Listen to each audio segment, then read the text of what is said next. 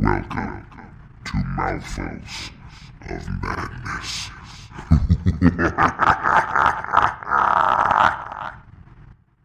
Welcome to episode 10. Double digits. Double digits. Oh, yeah. That's how we like it, girl.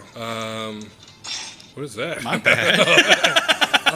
We're recording. Can you be like a little professional?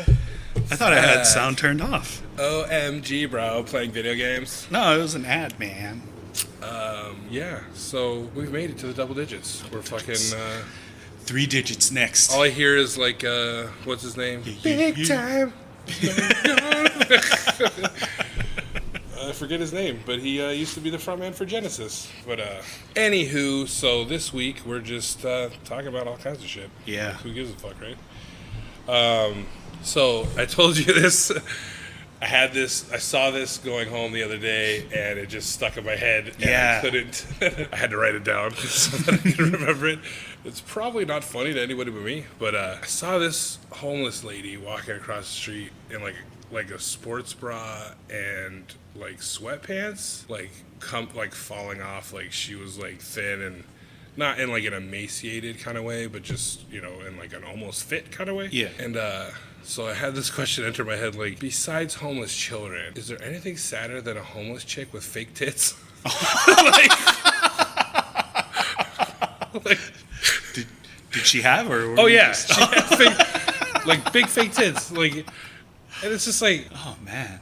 thinking of this girl at one point, this woman had the means to like get implants yeah. and have this life, and now Now she's she's- homeless with fake tits. Damn. That's pretty sad. Yeah, that is pretty sad. Like homelessness in general, I guess, is kind of fucked up. Yeah. But you know, To go from such heights. yeah, like I got them titties. Yeah. And now all I got is them titties. Now me, I think I would like try to like clean up at one of them homeless shelters, maybe get a stripping job. Yeah. Not that that's the only job you can get, but that's easy money, right? You'll probably be a daytime But I model mean, you get a or couple stripper, bucks. but, you know. Daytime. That's still a shift. Still a productive member of society. Oh man. So that was that. That is kind of like How was your week? pretty good. Not as eventful as that, I guess. Oh yeah, I have been about this Jeff Epstein stuff. Like just Yeah. you know, whenever these things come around, there's always like conspiracies and stuff like that. I love conspiracy theories and shit like that. Yeah. But it's always like when something like this happens, you always see like two completely different sides of the story. It's like, oh, it was like, people would believe, oh yeah, it was suicide, blah blah blah. And yeah, the other people was like, oh, he was on suicide watch, then taken off. Why was he taken off? What about the screams people heard at night from the cell? It's like, I don't know. Like if you really wanted to, you could kill yourself with nothing but your bare hands. It takes some fortitude, though. I mean, everybody's got fortitude. Yeah. Intestinal fortitude. I mean, the way I see it is like, there was some people, Jesus Christ, the fucking Yeah. airplanes, man. Fuck. Flying over, hello. I don't know. Like, I think, fuck them. Whatever. I wouldn't put it past anybody killing that dude. Yeah. And I mean, Absolutely. as far as like conspiracy, like I think just rapists in general have a hard time in Yeah. general population. Yeah. You know, it's kind of like, I mean, somebody probably would have killed him anyways. Yeah. That's one thing I've always heard, like, oh yeah, being in jail is hard, being in prison is hard, but it's even worse if you're like a kid diddler, Oh. you know? Because then everybody in there wants you fucking dead. Yeah, like you're like the low man on the Yeah. totem pole for sure. Like, don't be diddling kids and go to jail. I mean, don't do it anyways. Like that's Yeah. It's just wrong. There's actually this new fucking, you know how there's all like gender fluidity and stuff like that? Apparently there's this new thing called like age fluidity. Get the fuck out of here. No, it's serious shit. Where people are like, I'm not a pedophile. I just identify as like a fucking 11-year-old boy. It's ridiculous, dude. See, that sounds like a cop out. Yeah, Like that sounds absolutely. like how when that first came out, when they were talking about like making the bathrooms Yeah, unisex. unisex and all that Yeah. stuff, because so people use them and be like, well, people are just gonna say, oh, I'm a woman, and walk into it just so they can be perverts. That sounds like Yeah. what a pervert would be. Yeah. Like, well, I'm age fluid. I'm actually 9, and it's okay. 9-year-olds aren't fucking each other. Yeah. And they had like this whole kind of like a poster for it and stuff like that. Poster? Like it was the outline of like, shit, I should have saved it on my phone. Was it like that Rolling Stones cover where it was like the one head inside the little head inside the so it was like, I'm an adult, but I'm a kid inside. Like, I feel like... It's like this old man with a cane and stuff like that. And he's like crouching down in front of a little boy. And then like the silhouette of the guy is orange. And then inside of the guy, there's like a black silhouette of a little girl holding out a lollipop to like the little boy. Yeah. I'll have to find it, man. First of all, we gotta dissect the fuck out of this. First of all, why is it an old man with a cane? I don't know. Second of all, hey man, age fluid. Age is just a number, bruh. Why would you take the one fucking cliche the candy that is tied to pedophiles of like, here kids, I got candy. Put that as your fucking poster? Like, that's your fucking poster? Oh my god. Oh like, man, I gotta find it. Like, that's fucking ridiculous, dude. I remember seeing it and having a good laugh. Be like, this is fucking ridiculous. That's the dumbest thing. Like, I understand like gender fluidity. Like, I don't understand it, but I understand that's a thing and shit like that. And stuff like that. But that whole age fluidity thing, it's like, no. You're 75 years old. That's like taking that whole young at heart thing a little too far. Like, I'm in my 40s, but I feel pain. Like, I'm gonna go fuck a kid. Like, that's not how that works, buddy. Man, I'm sorry. That's how they're trying to fucking, fucking age fluidity. Oh my god, that's fucking the world we live in, huh? But that's the door that has become open now. Yeah. And I'm not saying that like the gender fluid or transgender or any of those people are like doing it for anything other than their own reasons and they just want to be accepted. I get that. But like with that comes all the people that are like, well, I just identify as this now. Yeah. Fuck it. You know, like just like when we talked about the fucking the fucking pastafarians. Yeah. Where it's like, okay, well, I can make my own religion. And they're gonna fucking take it too far, and then you're like, wait a second. Back it up a little bit. I don't think you can be like, let's not make it okay, because then if it becomes like a reality, more than it already is, then it's like, well, shit, do we have to recognize it? And then it's okay now for this guy to fuck with kids? I don't know if that'll ever fucking... I mean, I get it, like fucking never in our lifetime for sure, or our kids, but like, that's a reality now. Yeah. And that's a possibility of it becoming recognized as a real thing, and then like, now you have to like, well, you're fucking with my rights. If anything, I don't think it's like I don't feel like it'll ever be something that's accepted, Just because, the idea of pedophilia and stuff like that, it's just like, ugh. I think of it more along the lines of a mental disorder, maybe. Yeah, but that's why I was saying like it could never, because like little kids aren't fucking each other. Yeah. There's not like a whole rash of fucking, like elementary school students fucking. Yeah. And then being like, well, I recognize myself as an elementary school kid, so let's get this going, baby.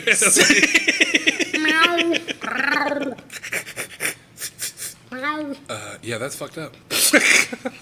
Yeah, man. But that was something I came across during my weekend. That's a trip, dude. Yeah. For real.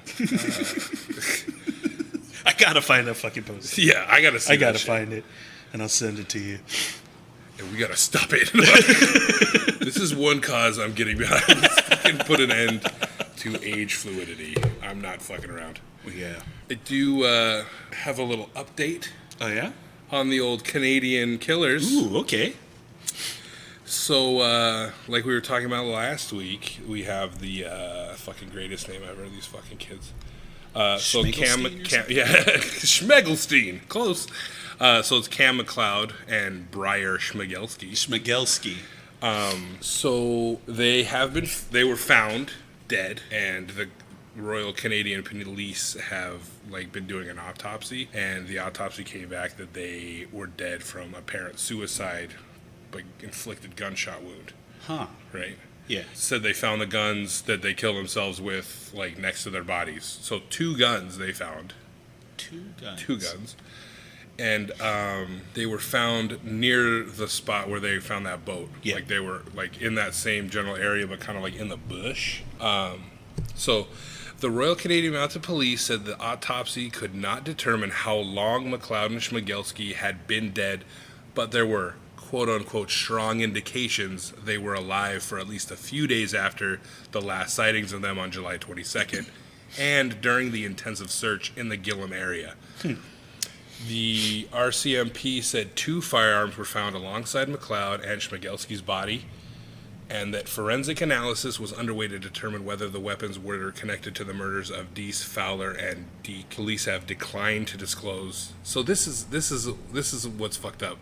This is another kind of fucking barb in the my fucking Cascadia evil seaweed corporation theory. Yeah. They talk about how this Fowler and Deese, the young couple, were like brutally shot to the point where like the mom was like, no open casket, nobody. It's fucking brutal. Yeah. They won't disclose how the old guy Deke died. Why? Right? If it's the same, that he's killed by the same people. This is what they're surmising. These 2 kids killed this fucking couple and killed this old man. Yeah. They say how brutally shot the couple were, and they're like, no, we're not going to talk about how the old guy was killed. Which makes me think that he wasn't shot. Yeah. Makes me think that he was killed in some other way.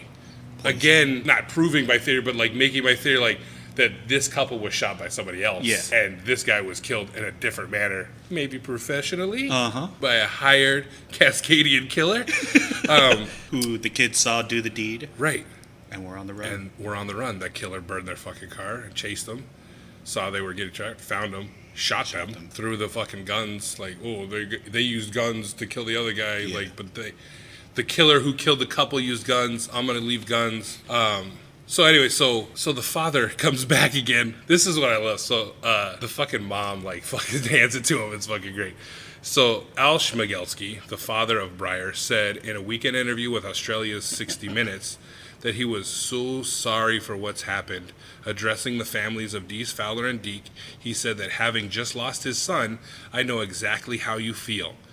The mom of Deese, the girl, pushed back and said, you cannot relate to us, as we had no doings in the cause of your pain when you've played a part in the cause of our pain, she said in a Facebook post. But we still forgive you and have mercy.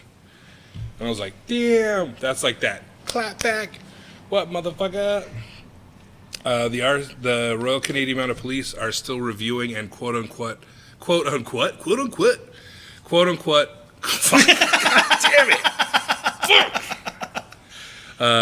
Quote unquote, all investigative findings to date, and they're reviewing all this stuff and hope to complete the review and publicly announce more details within the next few weeks. So fucking sitting on edge for that shit, because I wanted them to tie this all together. What the fuck? Like, they're not giving us anything. Right? And it's like, you'd think after the fact, okay, like, you got them. Yeah. They fucking did it. They found the dead bodies. Yeah. Boom, it's over. Oh, like, they let loose still the details and haven't stuff. given any details of how they connected them all together, how they connected them to this fucking boat that they just randomly fucking found. And like, oh, maybe they took the boat. Yeah. It's like, there's no concrete, like, they haven't given anything. So, like, I give them that. Like, we have nothing other than what they're telling us. Yeah. But what they're telling us is, like, why aren't you telling us more now? Now that it's, like, quote, you know, like, it's fucking wrapped up. You got them. What is it to be like, okay, like, this is what we found to connect them to all the murders. At least give us that. Like, I get it, you trying to connect the guns still. But you're still not saying how you even connect them to the fucking murders of all these people, and then you're not going to disclose how the old guy died? Like, it's Something's fucking fishy. fishballs, dude.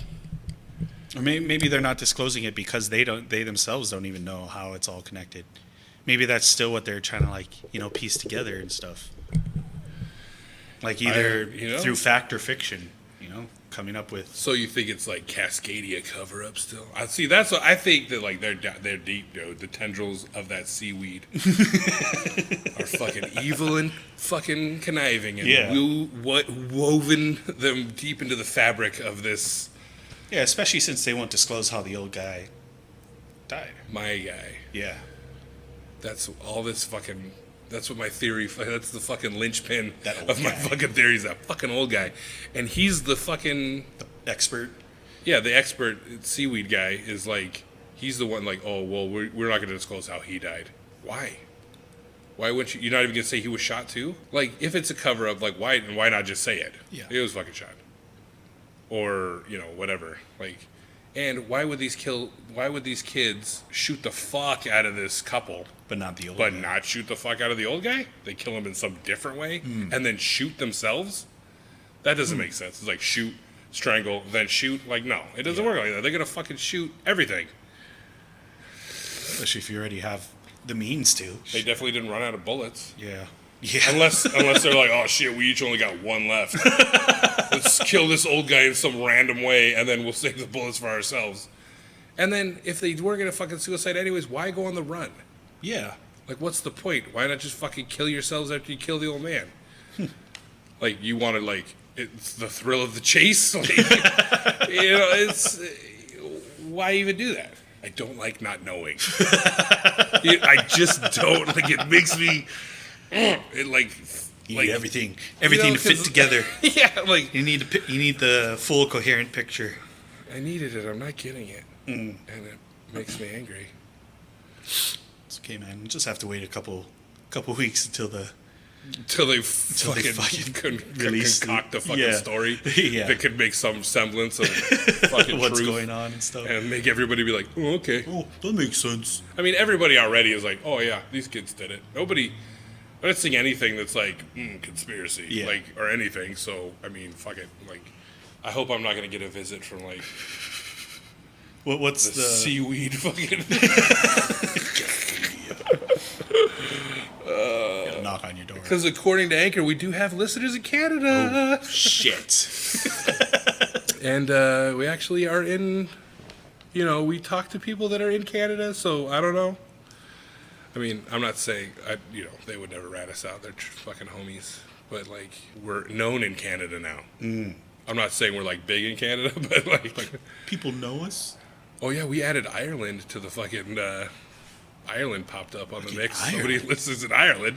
God damn. So, good on you, Ireland. Thanks for listening. Yeah. I was going to ask how them potatoes. Oh, shit. That's a sore subject, bro. I'm sorry, man. What's he going to say? Potato. Oh, potato. And corned beef and You potatoes. boil them, mash them, stick them in a stew. We all went hobbit on this bitch. Samwise. Dead air is not. So I have some. Let's see. What do we got to fucking talk about? What else you got besides age? The age fluidity. fucking, Oh, man. oh, here's something. Here, I got fucking something. Okay, so I was like looking at some serial killer shit the other day. Oh, yeah. Compare notes. Fucking. See where they Some slipped up ideas, so I don't. see what fucking, let's see where they fucked up. I learned from the mistakes of the people that go before me. I think it's just that they get too greedy too fast, Well, that's the problem.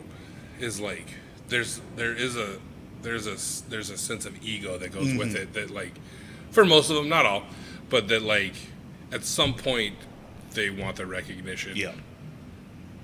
Like, in one way or another. Like the fucking BTK, that dude fucking started, like, in Zodiac, they were like sending shit to the cops, like, you can't catch me, motherfucker. Even Jack the Ripper. Yeah. It's that ego of, like, I'm so good that you'll never fucking catch me. And well, Jack the Ripper never did get caught. well, yeah, but technically, I guess neither did the BTK or the Zodiac, Yeah, right? Like, that's true. But so I was looking up, for some reason I wanted to look up, I think maybe because you're part Japanese and my wife's got a little Japanese. I was looking up Japanese serial killers. Ooh. Because I never really heard of, like, Japanese serial killers, There's right? one Like, fucked up one. yeah, there's a couple fucked up ones. Oh, there's a couple of fucked up Japanese serial killers. Oh boy. But in, like, the history, I like how many Japanese serial killers? There was only 12. Really? And a lot of them were, like, in the 70s. And, like, even earlier than that, there was a couple of them. And I was like, Jesus Christ. Like, I thought, like, population-wise, You'd get more. you would, there's got to be. And, like, the strains and, like, the pressures of being Japanese, like, the societal pressures and all that stuff, and like think there would be more like fucked up people, but and that's not bad. So I was like, oh well, like how many serial killers are there? You know, Like in the world? yeah, like what's the high? Like who's the fucking king of them all? And you know, USA baby, Oh, yeah? we're number one. What? So Of course we what? are. Yeah, bitch. Number one. Always number one. We Back-to-back world champs. Fucking kill everybody. Back-to-back world champs. We do something, we fucking do it right. So I was telling him, I was like, so there's 12, you know, I'm like on the bed, fucking computer shit, clickety clack, and like, whoa, there's only 12 fucking Japanese. Okay, so how many in the U.S. or in other countries? Like what countrywide? Like what country has the most serial killers? So Japan having 12, which it's not, you know, that's like nothing in this, like in the history of Japan, you know, like that's Yeah. crazy. So the USA is number one. How many? Like how many do you think? What's your best guess? And this is this information is as of 2018, Oh. what I found. Is it over 100? Yes. 125? No. Higher? Yes. A lot higher? Oh yeah. 500? Keep going. What? No fucking way. You're kidding. Keep going. 750. Nope. Higher. Higher. 1,000? Higher. 1,125. Higher. 1,500. Keep going. Jesus. 2,000? The USA is unmatched among the world's countries with 2,743 serial killers. Jesus. Amounting to 67.41% of the entire world's serial killers on record. Gosh. What? Gotta be number one in everything. Number one. You know who the next country is? Canada? No. Oh. Canada's on there. Oh. Fuck, I have the picture. Hold on. I go into the other phone. Let's check this out. Pew. So, okay, United States, number one, 2743, baby. England is the next. Oh, okay. What do you think their number is? Being second. Being second. After 2,700. What do you Probably think? something super small, like What do you think the 120. fucking England? Close. 145. That's number two, right? That's fucking number two. Which is like basically like England got rid of the right people, right? When they fucking. After that is South Africa with 112. Oh, jeez. Canada is fourth with 101. Italy is 94. Japan now 91, which I guess I thought it was 12, but is 91. Yeah. So they good going, Japan. You're Right working on. your way up there. Germany is 75. Australia ties them with 75. Russia only 70, Really? which is a fucking, you know, I thought that would be higher too. And India's last was 65. Oh, wow. I thought Russia would be higher. 2,700. That's a lot. It's fucking That crazy, is dude. a lot. That's so many people killing other people. Yeah. And that's just, serial killers. Yeah. That's not taking, like, Homicides gang members, and- yeah. people that just fucking, like, kill their wives or husbands or Those their are- children or shit like that. Like, Those are like methodical killers that use a pattern and shit like that. Right? yeah. That's Serial killers are, like, it's motive-based other than, like, it's, like, for pleasure or for, it's not just, like, they got fucking heated and shot up a fucking bank or a school or something like that. Yeah. Those are like the spree killers, and they're not, because it's not, while premeditated in the instances, it's not like strictly like almost like a compulsion, like I must kill and I must plan it and kill, and I'm doing it for a specific reason, not just like I'm angry, I'm gonna kill people, and we're fucking we got them of all races too, so we're equal opportunity. Nice. Mostly white. Over 50% are white. Dang. But but they're all over the place: white, black, Hispanic, Asian, Native American. But yeah, more than 50% are white because fucking culture, baby. That's like, what is that? The fucking, what is that like? We're not only keeping other races down and other things, but serial killing as well. It's white privilege, man. Oh man, that is a lot. Yeah. And the most common methods adopted by these serial killers are bombing, Oh, okay. strangulation, poisoning, and stabbing. No guns. I'm Well, I surprised. think that, like, so I think the bombing one is, like, that destructive. Yeah. Like, I want to fucking destroy. But, like, the other methods, I think it's mostly because people, like, they want to see Yeah. up close and be a part of the Yeah. death. Because that's how I always picture, like, killing. Up Is, close, like, watching. it's your the eyes. it's the curiosity. Yeah. Like, for me, thinking about that stuff is, like, I'm not like, ooh, fuck yeah. It arouses me, or it, like, I have a compulsion to do it. Like, thinking about it is, like, just it's like a clinical curiosity about, like, watching somebody die. Like, Yeah. it's What does it look like? yeah. There's not an emotion tied to it. Like a lot of my thoughts. It's just Yeah. like I'm thinking them. It's not anything like an emotional thing. It's just like, I wonder what it would be like to fucking choke that person out and watch the light fade from their eyes. Can I get a Big Mac? No. But yeah, so it's crazy. And that doesn't really lead into my next thing, but it makes me think of, like, the opportunities and what happens when people die and what happens when you kill somebody and things like that. Have you ever heard of quantum immortality? No. Ooh, that's a fucking rabbit hole. Quantum Man, immortality. So quantum immortality is the name for the speculation that the many worlds... So there's a thing called the Everett many worlds interpretation of quantum mechanics. Implies that a conscious being cannot cease to be. And it's like, it can't be... I guess they're saying it can't be proven wrong because it's like a thought experiment. So it's not... like nobody's like testing it in a tube or like fucking killing people. Well, to you see if can't it works. really test that anymore. Yeah, so the idea comes from a variant of the quantum suicide thought experiment. So it goes like this. Suppose a physicist standing beside a nuclear bomb detonates it. In almost all parallel universes, the nuclear explosion will vaporize the physicist. However, there is a small set of alternate universes in which the physicist somehow survives.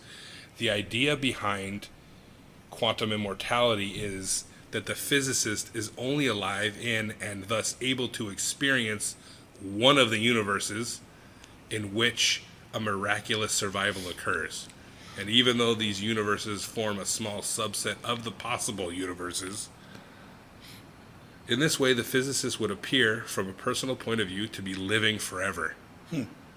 There are some parallels in this with the anthropic principle. Many people regard this idea as nonsense and argue that this outcome does not fall out naturally from the many worlds interpretation of quantum mechanics. They say that in the vast majority of universes, the physicist would cease to exist, and therefore the most likely experience of a physicist standing next to a nuclear explosion would be the experience or lack of experience of ceasing to exist.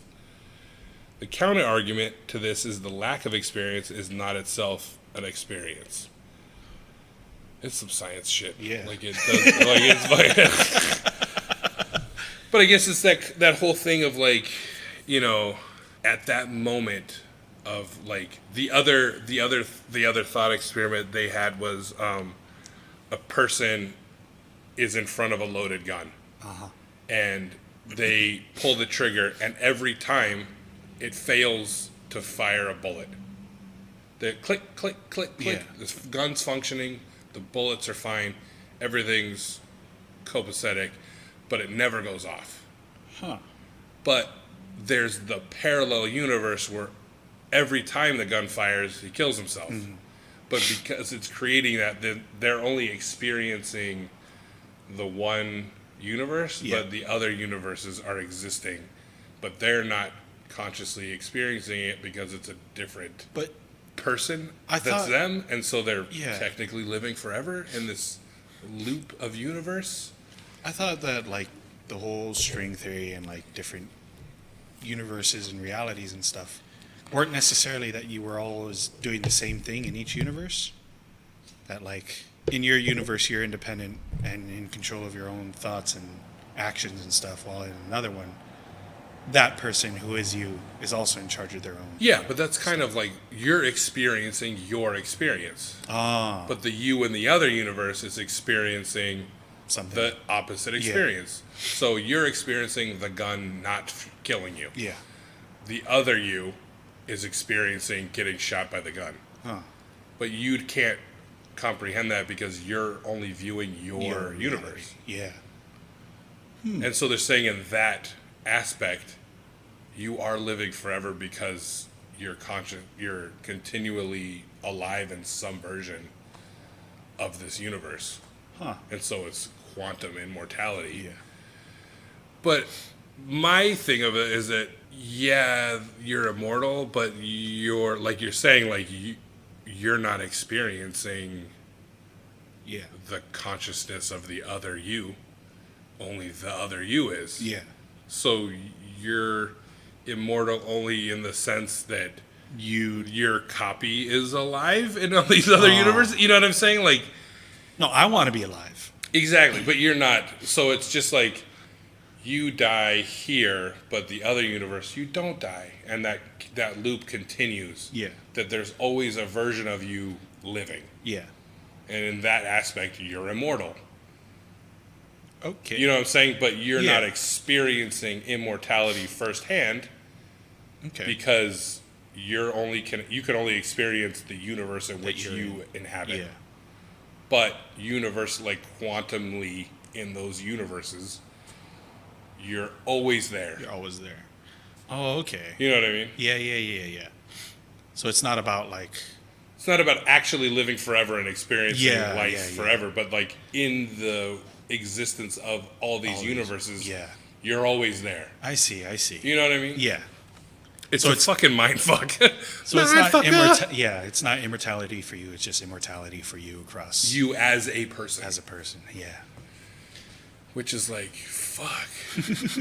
Now, going, like, what if you could fucking tap into that shit? Like, we talk about mind view and all that shit. Yeah. Like, what if you could somehow Scott Bakula style Yeah. quantum leap in your fucking self? You know what I mean? Like, like, oh boy, here we go. Yeah. God, I fucking love that show. That show was so fucking good. I fucking watched the shit out of that show. I remember I would watch it because my older brother would watch it. Because we'd watch that, and I think right after that would be MacGyver. Yeah, it was.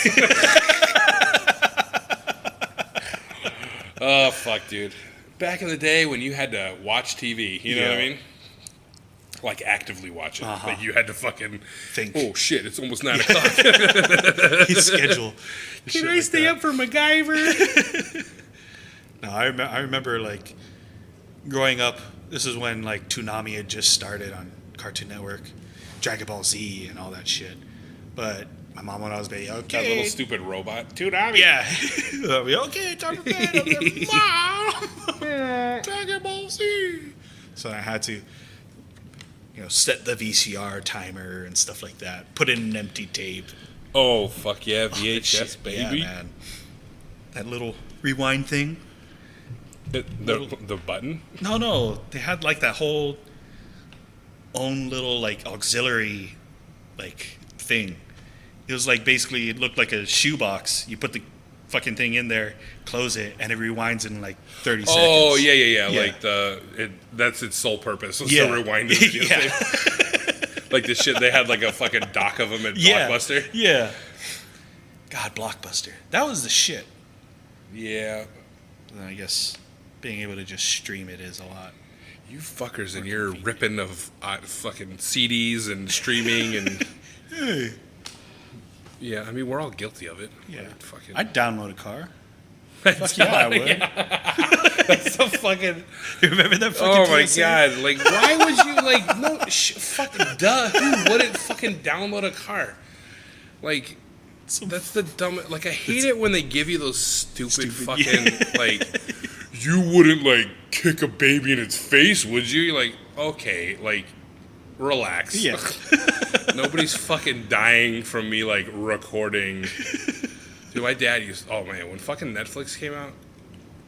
Not Netflix, sorry. When fucking, Netflix. When it came out and it was just the CDs. Yeah. Like, you just were getting DVDs. Yeah. That motherfucker, dude. He would get them 3 at a time. Burn them, send them back. Get 3, burn them, send This dude, like, he had, like, those 100, 200 CD folders. Yeah. Like, full. Just full of movies. And he had, like, 4 of them. And the whole thing was like, we're going to go cruising and I need shit to watch. He didn't watch half of them. He was just fucking ripping and burning, fucking sending them back. And I was just like, Jesus, dude. Like, that's the guy you're fucking like, hey, man. And he wasn't, like, showing him to make money or anything like that. But it was like, he was burning every fucking CD that fucking came in contact with him for sure. He went fucking nuts for that shit. Oh, I went nuts on Napster when I first discovered what that was. Holy shit. You mean when Homeboy stole it from Seth Green? I love that fucking shit. The Italian job. Man. That was fucking funny. But that's the thing with like technology and stuff like that. You're never gonna be able to stop the criminals of it, you know, or stop people from getting it free some way. Yeah, there's always gonna be. They're always gonna be a step ahead. So there's gonna be somebody that wants to get it for free, Yeah. and somebody that's gonna pay for it, or pay less for it. Yeah. Or there's even people who will purchase it or whatever just to put it up Yeah. illegally and stuff like that, or for on those torrent sites and stuff. What I don't get nowadays is like, why is there still the fucking cam people? The cam people? You know, the dudes that walk into movie theaters with a fucking handy cam and like videotape the fuck like dude, I don't got time for that shit no more. Like when I watch a fucking illegal fucking movie, like I want quality. I don't want to hear some motherfucker eating popcorn and shuffling Crinkling around their bags and fucking like don't go in there. Yeah.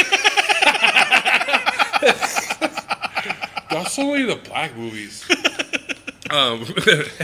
Racism. But like, you know what I mean? Or like, at least fuck, dude, sneak in a fucking tripod. Yeah. You know what I mean? Jesus Christ, Not don't like just- snuggle that shit under your fucking chin. So I gotta hear you like heavy breathing and the shit's all fucking tilted, and I gotta like twist the fucking iPad so it looks straight. Fuck, dude, like I want quality. Like, rip that shit good. That's why I only watch the choicest illegal shit from like the Asias. Because they got them hot DVDs that come off the press and they put them on. And you're like, yeah, baby, that's what I need. I need Korean subtitles when I watch my illegal fucking... Like, that's what I need. If they don't got Korean subtitles, I ain't watching it. That's my new shit. Like, that's my fucking... Yeah, I always wait. Because usually, like, maybe a week or two after a movie comes out in theater, someone will get, like, the actual rip of it. Yeah. Like somehow it comes they'll out quick. fucking mine it somewhere, and they'll have like fucking 1080p, 4K, whatever type of shit. And it's just, I don't know how they do it. I'm grateful that they do, because goddamn, just the thought of sitting for 3.5 hours to watch Endgame. I did it. But see, that's I think in this day and age, there's so many movies that come out like straight to fucking iTunes and like straight to digital, straight to DVD. Like that's even the new as thing. soon as like, they release in theaters too. Yeah. So I mean, I think they should just do that. Yeah. For everything, like You- the big blockbuster shit, maybe a couple weeks and then fucking digital download Yeah. that shit, and then make movies cheaper. A little bit cheaper. Yeah. You know what I mean? Because like people are still gonna go to the movies. Yeah, absolutely. There's that whole social. You know what I mean? And aspect it's like of it and- like seeing it on the big screen. Yeah. Like you like those are the type of movies like I want to watch Avengers in a fucking theater. You Yeah. know what I mean? Like get popcorn, get a fucking soda, and watch the fucking movie and be like blown away by the scope. Yeah. You know what I mean? And there's some movies that are like I'm not gonna go see. Yeah. I'm just not gonna do it. Like, I'm not gonna pay fucking $19 Yeah, dude, it's ridiculous. to go see fucking, you know, The Cat in the Hat, or you know what I mean, like, or some other bullshit. That's, you know, it's just like, it doesn't need to be like on the fucking big screen, you know, and all that shit. Like, just fucking release it digitally. Yeah. At the same time, and then you just fucking everybody enjoys it no matter what.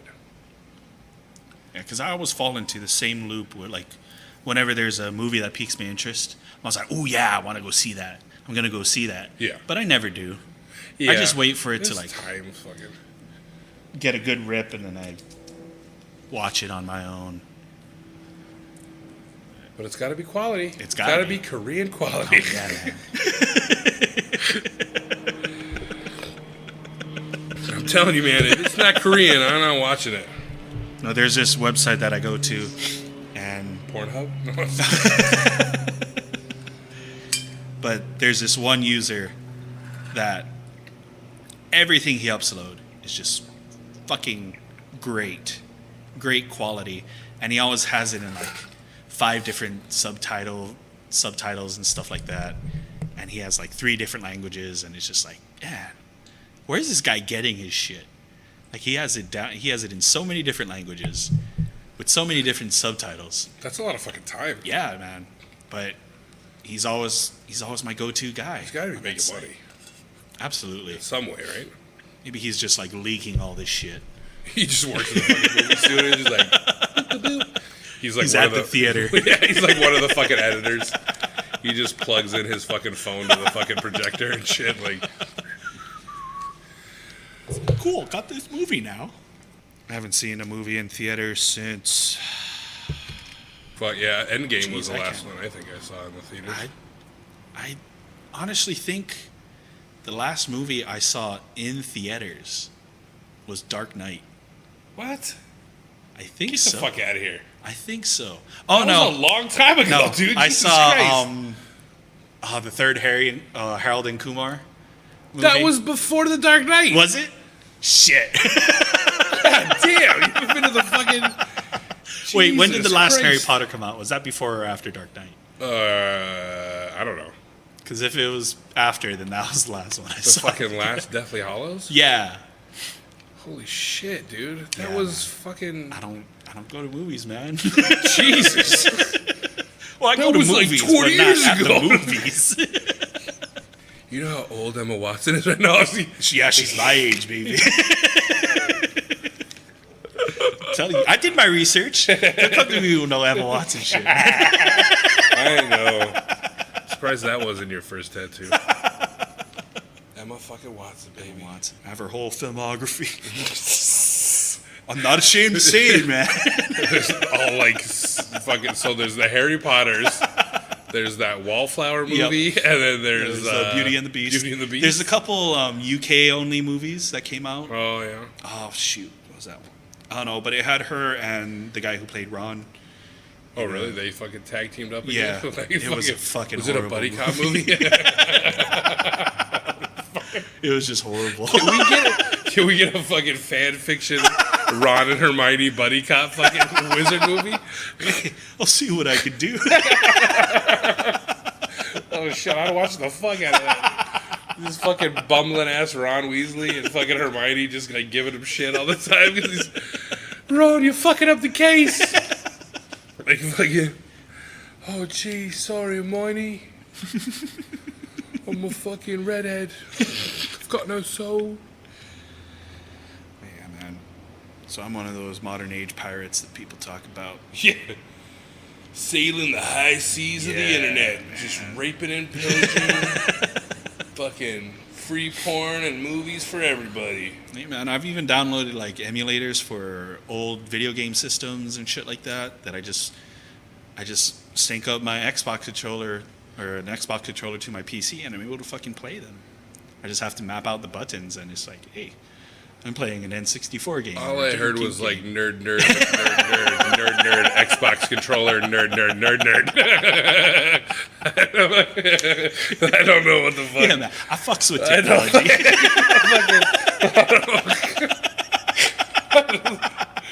My just look head bewildered. hurts. Oh shit. This is fucking. A lot of my music, I'd say most of my, I started like back in fucking high school and shit. Yeah. I have it started on a floppy disk. A floppy disk. Then it moved on to like a flash drive, and now I have a whole external hard drive, 2 terabytes, just full of all my illegally downloaded gains and stuff like that. I don't know a lot of the movies you've been talking about. Haven't gotten to watching them, but God damn it. God damn it. That's my one hope. Is that one day I will fucking reference a fucking movie. And instead of the fucking doe-eyed blank look I get on your fucking face, that you'll be like, yeah, I fucking saw it. And then we can fucking talk about it. Ooh, the crow! The fucking crow! Oh, fuck. It's so fucking... It's just a soul-crushing... Just like... Can't we just connect on this level? Can't you just... Of all the hours you don't sleep, can like 2 of them be watching a fucking movie that I fucking told you about so we can talk about it? Hey, you know what? You know, I mean, Just some for you. days. No. It's just not worth getting out of bed. You know, I'll try and make it a point, at least maybe 1 or 2 movies each week. Let's do that. We'll have movie school on All the right. podcast. When we do an episode, before we do an episode, I'll tell you a movie, and then between this recording and the next recording, you just watch that one movie. And we can talk about it. We can fucking talk about it. All right, so what's the movie this It's not week? even a fucking movie podcast. Not even a fucking movie podcast, but It's for the betterment of my just soul. for the betterment of fucking... God. So that you don't raid and kill me one day. Yeah. No, I would never do that. I'm too interconnected with you. Like the fucking number one. Oh, suspect. yeah. Duh, we work together. I better not quit. So you then. have no idea, sir, about the guy you podcast with and work with on a daily basis. You don't know how he got killed? What now? Oh, he No. died? What? Oh, he's dead? Oh, What's he's that? such a killer. He's just acting. So I looked this up just for you. Oh, okay. No segue whatsoever. Lady Gaga. Ooh. Because I know how you... I know it's not... there was no Emma Watson news. But, Cool. So Lady Gaga stepping it up. She's gonna, fund classrooms. Yeah. You heard about that? Yeah, She's gonna, I heard donate a about bunch it. of fucking money to all I these didn't read classrooms into and, it, but I saw the headline, yeah. to, all the the latest mass shootings, like El Paso, Dayton, and Gilroy. Yeah. She's gonna donate a shit ton of money to, classrooms and stuff. And, Cool. I was like, wow, fucking Lady Gaga. Yeah. That's pretty cool. She's pretty You know? cool. She's a pretty cool chick. She's a monster. She was born that way, you know? Just good. Just a good person. Just good people. Just good people, you know? She's just fucking good people. This is a very random episode. Yeah. Well, aren't they all kind of, though? I guess this Yeah. one's just more like... I think this is more random. Yeah. Because this is not an update episode. We did an update, but then it's nobody really cares but us. Yeah. And then we're just but this is how it is. Yeah. This is just, this is what we enjoy doing, and you enjoy It's just listening to, so shooting shit. fuck it, it's really your fault. So, I mean, you're the one with bad taste. I mean, keep listening, but whatever. At your own discretion, prerogative. It's your prerogative. Danger. What is that? Be- Peril. There we go. It's your own peril. You're your own grandpa. Yeah, that fucking song. God, that movie fucking... That fucking movie, you see, the fucking stupids, that's the one? That's the fucking movie. God damn it! At least you got it. I'll get every movie reference, god damn it. That's the point. I got so many. It's so much useless information in my fucking brain, and I'm trying to get it out and better your life. That's the thing, though. Even though I Jesus watch Christ. movies, like, I have trouble with, like, retaining shit from them. I think just because it's, I don't know what it is, but it's Yeah. just, it doesn't cling to me. Yeah, I'm weird. Like, there's stupid shit that I don't remember. Mm-hmm. Like, on a day-to-day basis, I'm forgetful. To my wife's fucking chagrin. But, like, I remember everything else. I remember all the movies. I remember all the books. Yeah. I remember lies I've told when I was a kid. I remember shit from when I was a kid that, like, I've got memories going back to when I tell them, when I was saying to my parents, they'd be like, what the fuck, you remember that? You were like 2. Yeah. I'm like, well, I fucking remember it.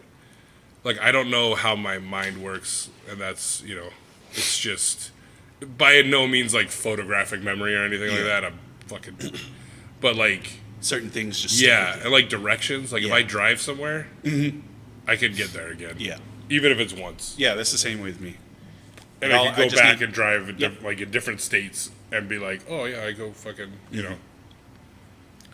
But I can't remember to do the cat litter. It's just not, or take out the trash. That's not in there. Like, that's not part of my memory. Yeah. But yeah, movies, man, I've always been a fucking, like, Movie head. yeah, I've always watched movies and read books and, like, just fucking soaked it in. Like, fucking sponge. Yeah. And just, like, random shit, too. Like, I was always better at, like, retaining information. Like, I got, not in trouble, but, like, my teachers would always be like, you're fucking failing. You need to do all this work. And I'd be like, okay. And I'd do all the work and I'd pass. And they're Yeah. like, why the fuck weren't you doing it the whole time? I'm like, because I just did it now. Oh, So, yeah. big fucking, like, I don't know. That was one thing that happened to me in high school. Like, especially with, like, math and science and stuff like that, I would never do the homework for it, ever, because I would just, like, I get it, you know. And at the same time, I would be like working on an English project or like a history project and stuff like that. So I'd be like, you know, and at least in my high school, your grade was broken down like, 40% for homework, like 20% for quizzes, like whatever. Oh, for your tests grade, your and grade. stuff. Yeah. So I would, especially in this one class, it got ridiculous because I didn't do any homework, none of the homework, but I would always get, I think the lowest grade I got on a test was like a 85, but all the others were all just like, 85 or above and stuff like that. The teacher thought I was cheating. So she sat me in the corner facing away from people, and I would still Let's like ostracize them. yeah. And then she was just like, why don't you do the homework? If you did the homework, you'd be doing like a whole lot better.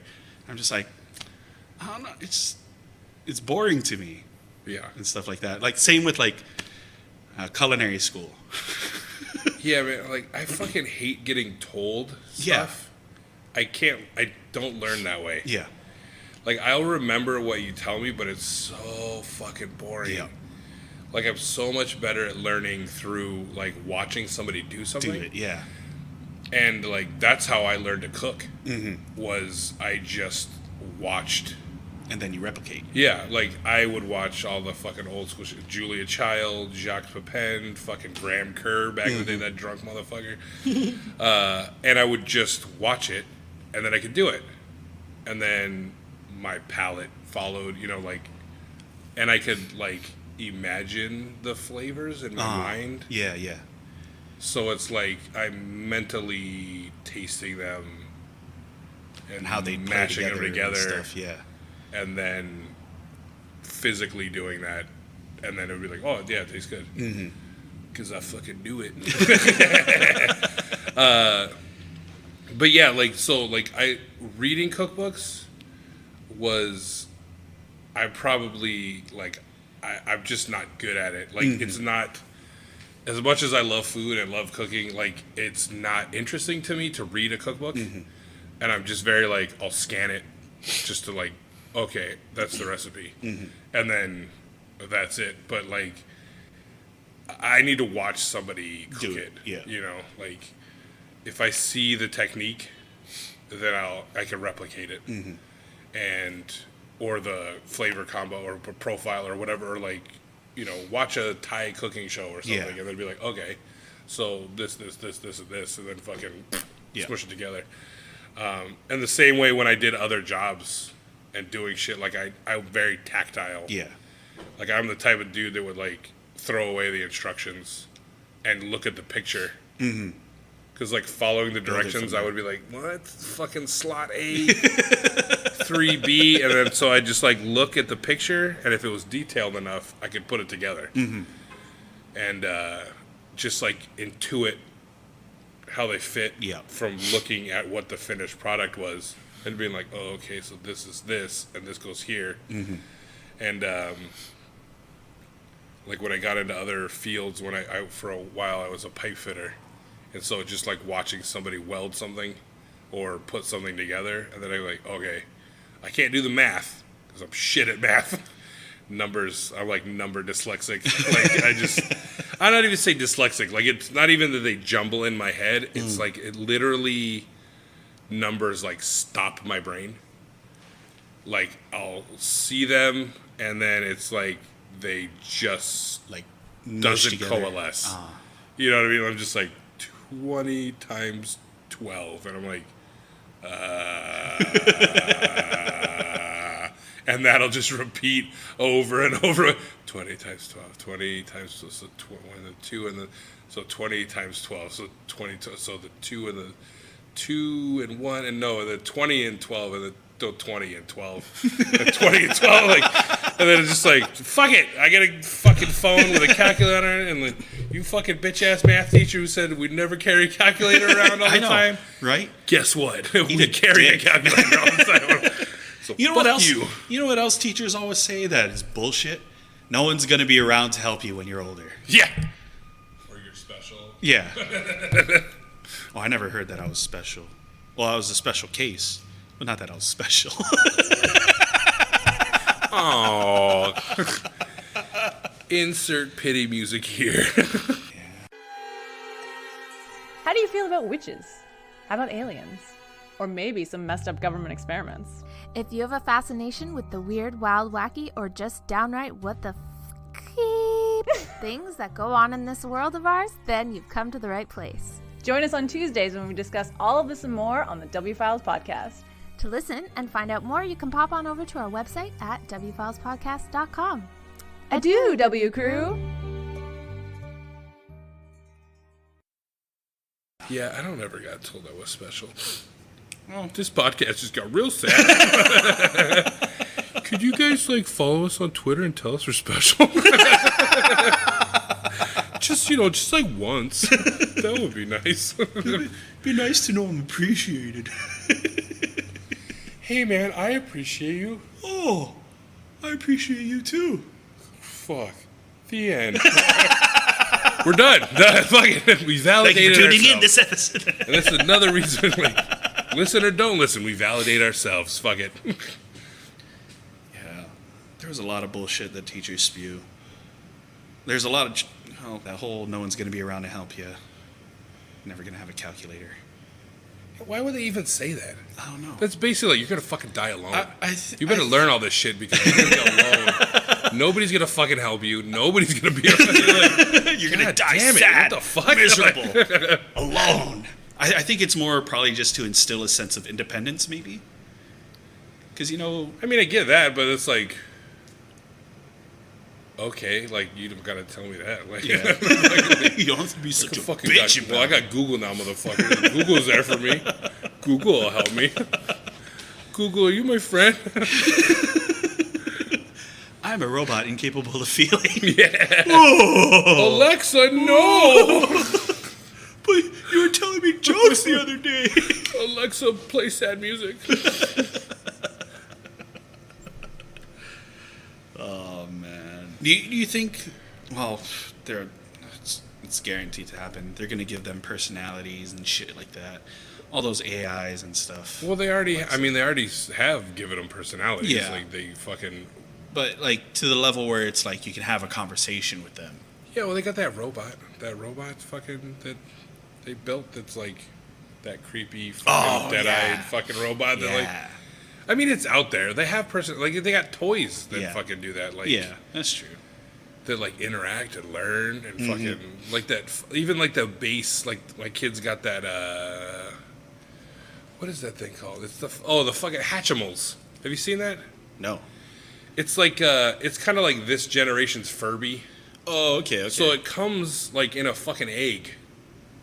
Okay. And it literally, like, you got to break it out of the egg, and it's like it's being born. Do you have to, like, incubate it and stuff too? No, it's kind of like you fuck with it and, like, you touch it or, like, you like pet it or something, and then it, like, starts to break out, and you gotta help it come out of the egg, and then it's there, and it's creepy. Like this fuzzy fucking bird monster, whatever the fuck it is. But, like, the more they play with it, it's supposed to, like, do different things and, like, learn a little bit, kind of. Like, not on a huge scale. It's not all of a sudden like, hey, what up, dog? But it's like it does that, like, the way you, like, tickle it or you fucking turn it upside down, and, like, there's things you do to it, and it, like, knows what you're doing to it. You know, so through accelerometer. Well, no, but, like, I guess, like, if you pick it up and turn it upside down, it's like, oh no, mom, upside down. Like, it does, like, it sounds like a sad, like, Down syndrome kid. Like, which I have nothing against Down syndrome kids. I think they're the cutest kids. Yeah. But I used to have a. No, never mind. That's super off topic. But I heard this the other day. Like, what is your first thoughts when you see? Oh, so I was listening to fucking Tell 'Em Steve Dave, which is like one of my top podcasts, other than the W Files and Outer Limits. That they had, like, they created this, like, test to like a personality test or whatever, and one of the questions was, what is your first reaction when you see a midget, a little person? Is it parental, or is it like I forget what they said, fuck, but, like, what's your first thoughts when you see a little person? What are my first thoughts? I don't know. Like, if you saw a little person walking down the alley right now, I mean, you're looking. There's not a little person in the alley. It looks like you might be scared. You're like, little people, what? Little midgets. No, because I've met a few, and, like, I don't think of them any less than. No, not saying that. They're like, ugh, gross little people, or like, you suck. But, like, it was a test of, like, are you nurturing? Was your first thought like, oh man, like one of the dudes answered was like, oh, I see him and I'm like, man, I hope nobody, like, I hope they're going through their day normally and nobody's fucking with them. And so, like, the answer, like, gave off the impression that they're nurturing in nature because their first thought was like, not necessarily like, I want to scoop him up like a baby and take care of him, but it was more like, you know, like, I hope that people just, like, let this motherfucker go through his day or her day without fucking getting shit on for being a little person. And, like, you know, like, so that gave, like that's part of your personality is, like, you're a more nurturing person. Or is your first thought like, I wouldn't say it's that. Look at you, buddy. You know what I mean? Like, oh, you're so like when cute. You see a fucking stray dog, you're like, oh. No, I honestly see. My weird first thing is it's for a lot of things, not just midgets, but it's like, how are they fucking? Like, how do they fuck? Like, what do they look like naked? Which, I mean, you could see fucking naked midgets and midgets fucking, and there's midget porn stars. Bridget the Midget, she's a real famous fucking porn star, but it's like... I've dabbled. Oh, you fucked a midget? Wait, you fucked a midget? No. Fucking like midget porn? Midget porn and shit. Okay. I dabbled. Are you kidding me? You think I would keep that under wraps for this long, knowing you? I mean, I don't know. You do it for the podcast, baby. You're like, I'm saving this for episode 10. Like, this is the episode we talk about Mr. Effervescent fucking a midget. Sorry for any little people listeners that we said midget a lot, but, like, Sorry, but Yeah. we say midget. I'm trying to It's such a good word, you know? Like, Don't you think it'd be it's more not a preferable? hateful word. Yeah. I'm not like, you fucking midget. You know, Yeah. like, it's just like, a midget. It's like, Honestly, if I was because they like being called little people, I would not like to be called a little person. You know? it makes it honestly- sound like you're less. Yeah. Like, you're a little person. Yeah. You know, like you're not as good Yeah. as... Like, Like- fucking own midget, bro. You Yeah. know, like... Fuck yeah, midget. Like, I like Yeah, I'm saying a widget, midget. too. Widget's a cool word. It's a widget. And it's like midget. Widgets are like, the shit on your phone. Oh, okay, yeah, Like, yeah, you know, yeah. like the shit. I thought it was control like your something widgets. else. Like, Yeah. widgets are female midgets. No. That's what I was thinking. Hey, fuck it. Hey, M Midgets for are male man, midgets. W for Yeah, women. That would be, okay, why not? Take back the night. Yeah, I never thought to ask. I guess that'd be pretty rude. It's like, hey, what's with little people, Come huh? here, midget. Let me fucking Why bend do your you ear. prefer that over midget? But they don't like being called dwarves either, right? Really? I thought dwarves was just like a classification. Well, if you ask me, Because they're not like dwarves. different, right? Like dwarves and midgets are like two different, like they have two different, not syndromes, but like it's like hyperchondroplasia and like those different things. Like because I think like midgets are they're formed different. Yeah. That sounds fucking terrible, but like they're like dwarves to me were the ones that look like they're like literally little people. Yeah, they like live in they're mountains, have proportionate. large beards, and mine. Yeah, they got those fucking kick-ass axes. They fucking whistle while they work and shit. Fucking, there's only 7 of them. you're either dopey, grumpy, skippy, happy, or well, I don't fucking know all of them. It's like the Beatles. But no, like I think Like the the Beatles, dwarves. there are only 4 Beatles. But that's what I mean. But like, name all 4 Beatles. John, Paul, George, and Ringo. Fuck you. Somebody always forgets somebody. Name all the 7 dwarves. Sleepy, Sneezy, Grumpy, Doc, Dopey, and there's still 2 more. Ooh, bashful. That's Bashful. 6. What's the last What's one? the 7th one? Happy. Fuck. Whatever.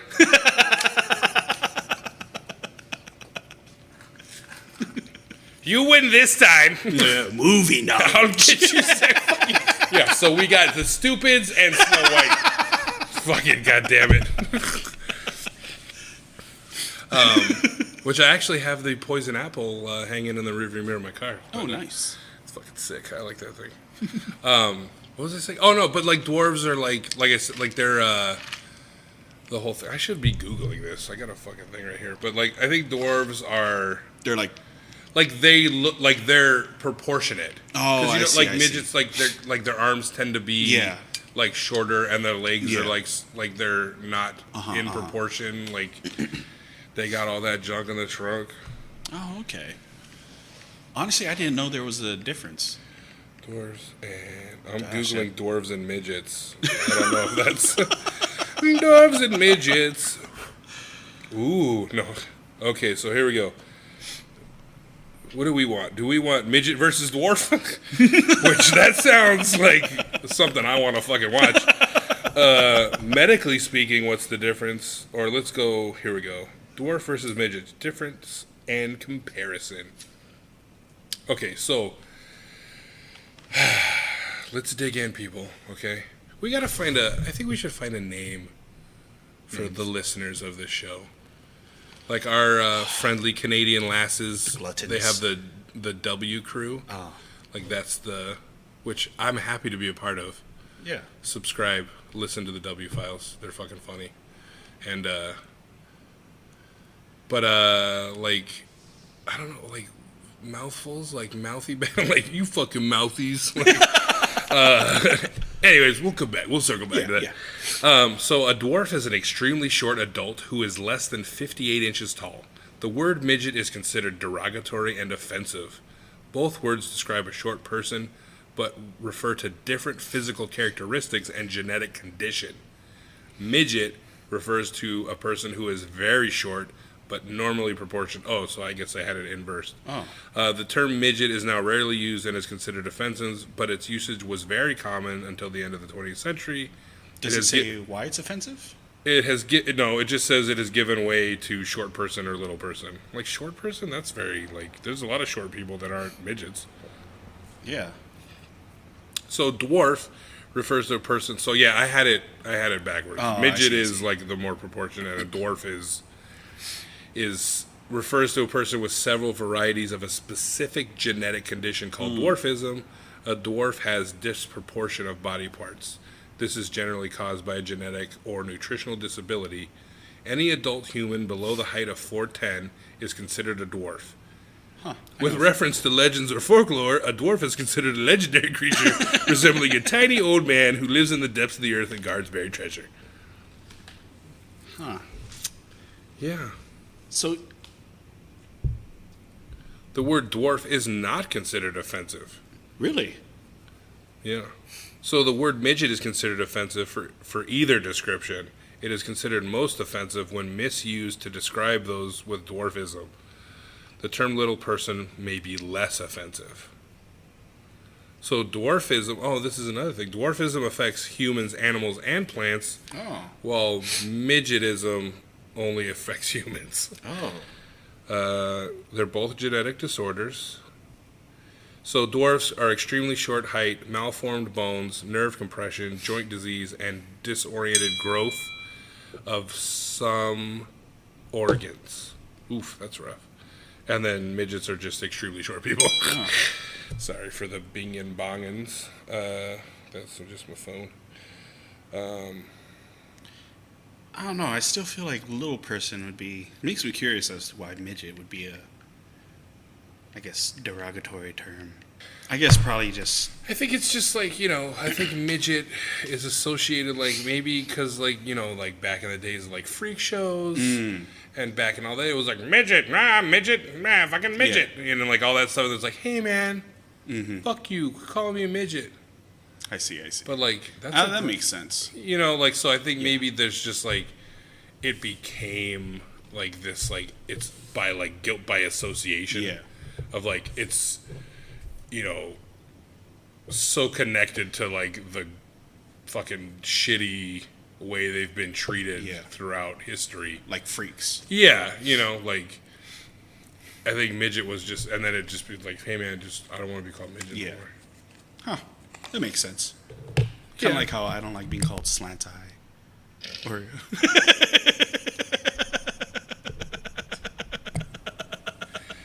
Well, fucking quit calling me round eye. And I won't call you slant eye no more. Oh, fuck, did we just rename the podcast? No. Welcome to Slant Eye and Round Eye. Episode version 1. Why is that? I don't like that that's my default voice. I don't know. Why do I keep going to that stupid fucking It's newsreel such a- shit? it's I don't such know. a- It's I have great. so many more voices. Like, I don't know why the fucking Well, because I guess they're old-timey newsreel terms. fucking like, yeah, midget. Welcome to the Slant Eye, Round Eye Midget Hour.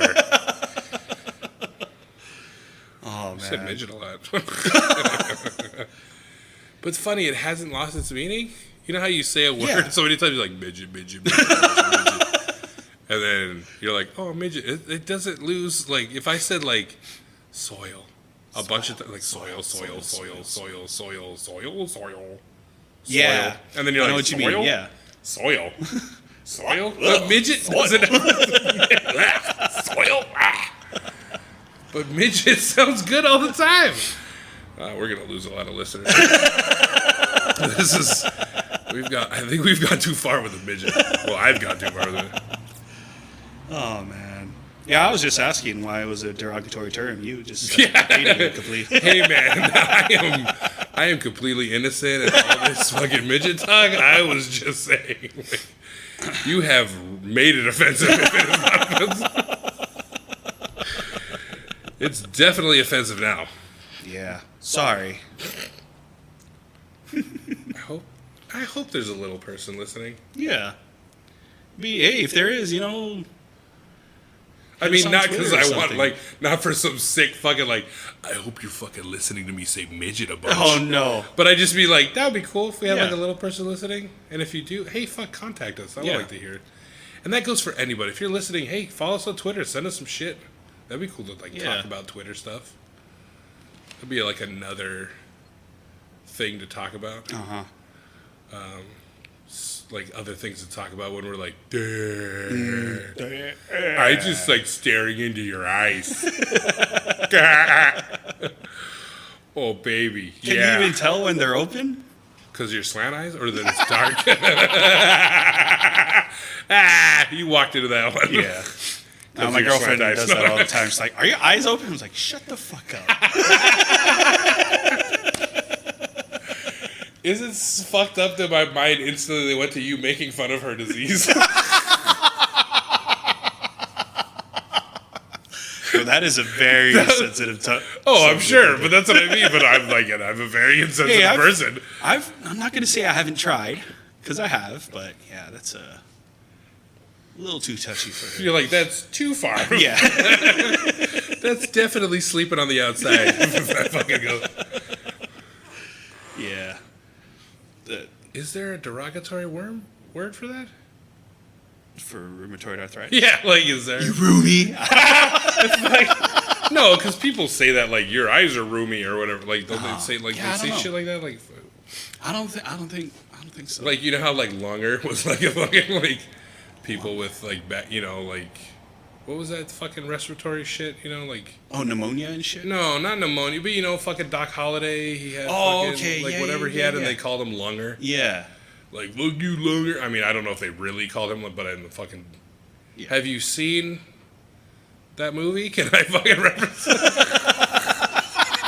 Can I talk about fucking Tombstone? Is it like, Yeah. you're gonna know? Okay. I don't remember much, but I remember seeing it. But, like, they call it, like, whatever, Yeah. Lunger. Yeah. Like, you fucking, you know... Yeah. I don't know if that was an actual term, but he had fucking whatever the fuck, like, not bronchitis, but whatever they had, like consumption. Like, I've Emphysema? got the vapors.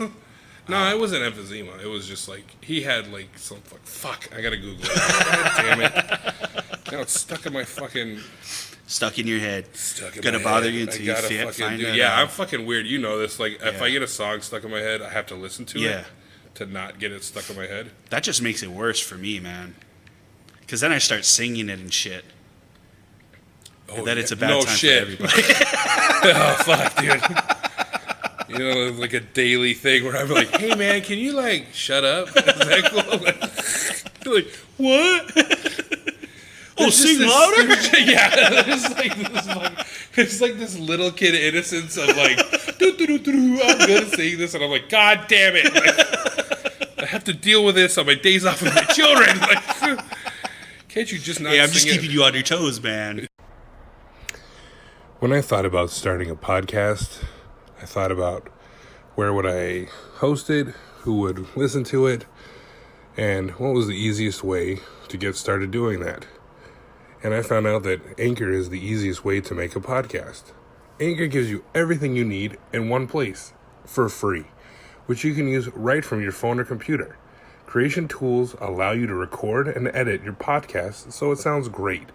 They'll distribute your podcast for you so it can be heard everywhere. Spotify, Apple Podcasts, Google Podcasts, and many more. You can easily make money from your podcast with no minimum listenership. Download the Anchor app or go to anchor.fm to get started. Just keep, yeah. You're actually making me yell at my kids more. Oh. I'm just kidding. Oh. I'm just kidding. Tuberculosis. Oh, okay. Tuberculosis. That's the that old TB. the old TB. I remember getting the test for that. It was always great because since my mom was like a registered nurse and shit, Yeah. she just like, Do it.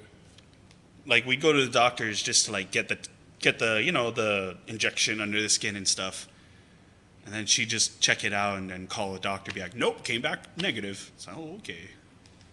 I think that's why I also like a lot of things growing up I didn't go to the doctors for because my mom would just be like, oh, it's just a sprain or this blah blah blah blah. We were just poor. No, I'm just kidding.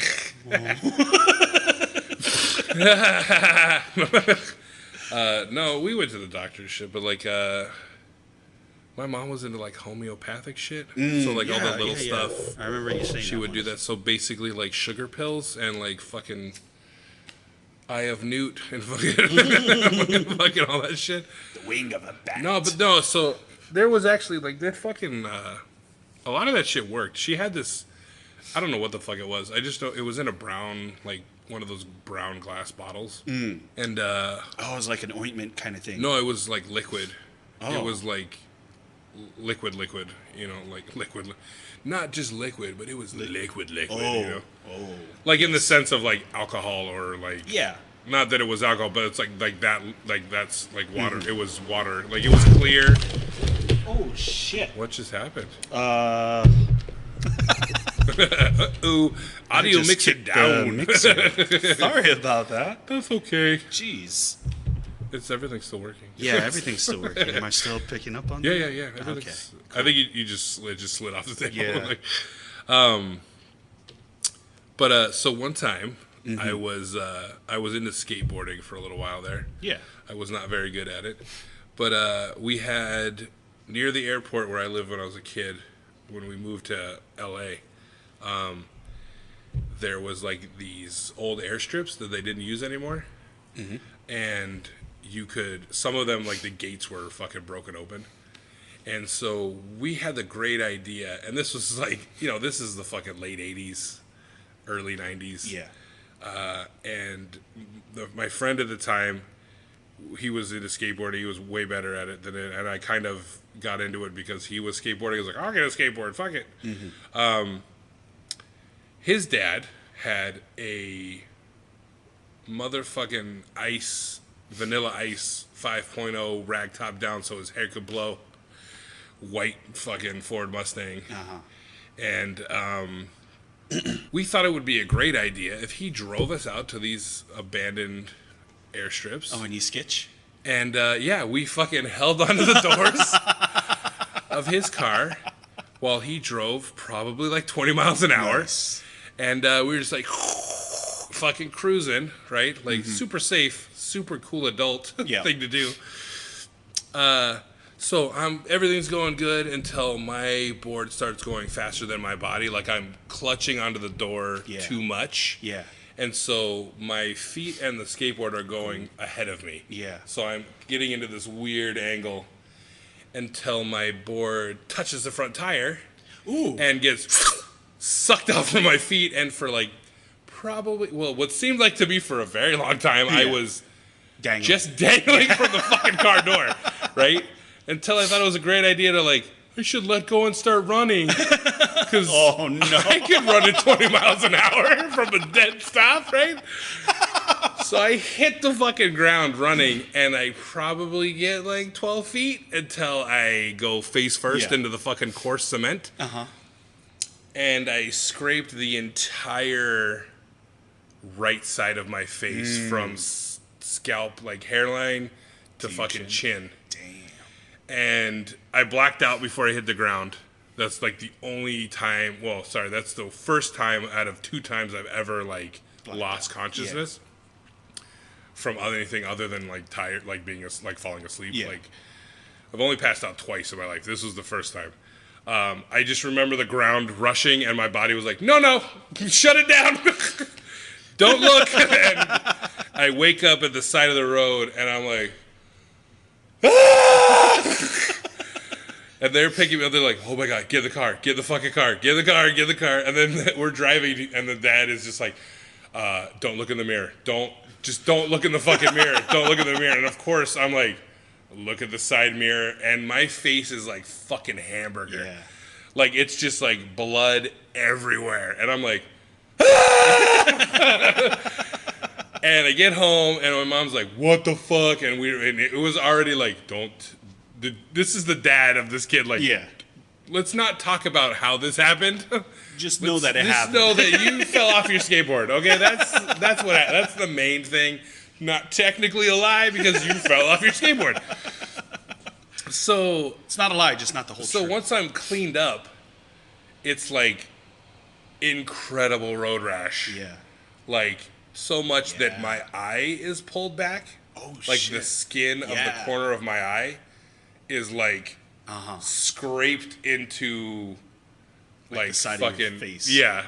And so my mom cleans it up, puts the fucking like this brown bottle homeopathic liquid on this towel and fucking slaps it on my face and does that like every day until it's like scabbed over.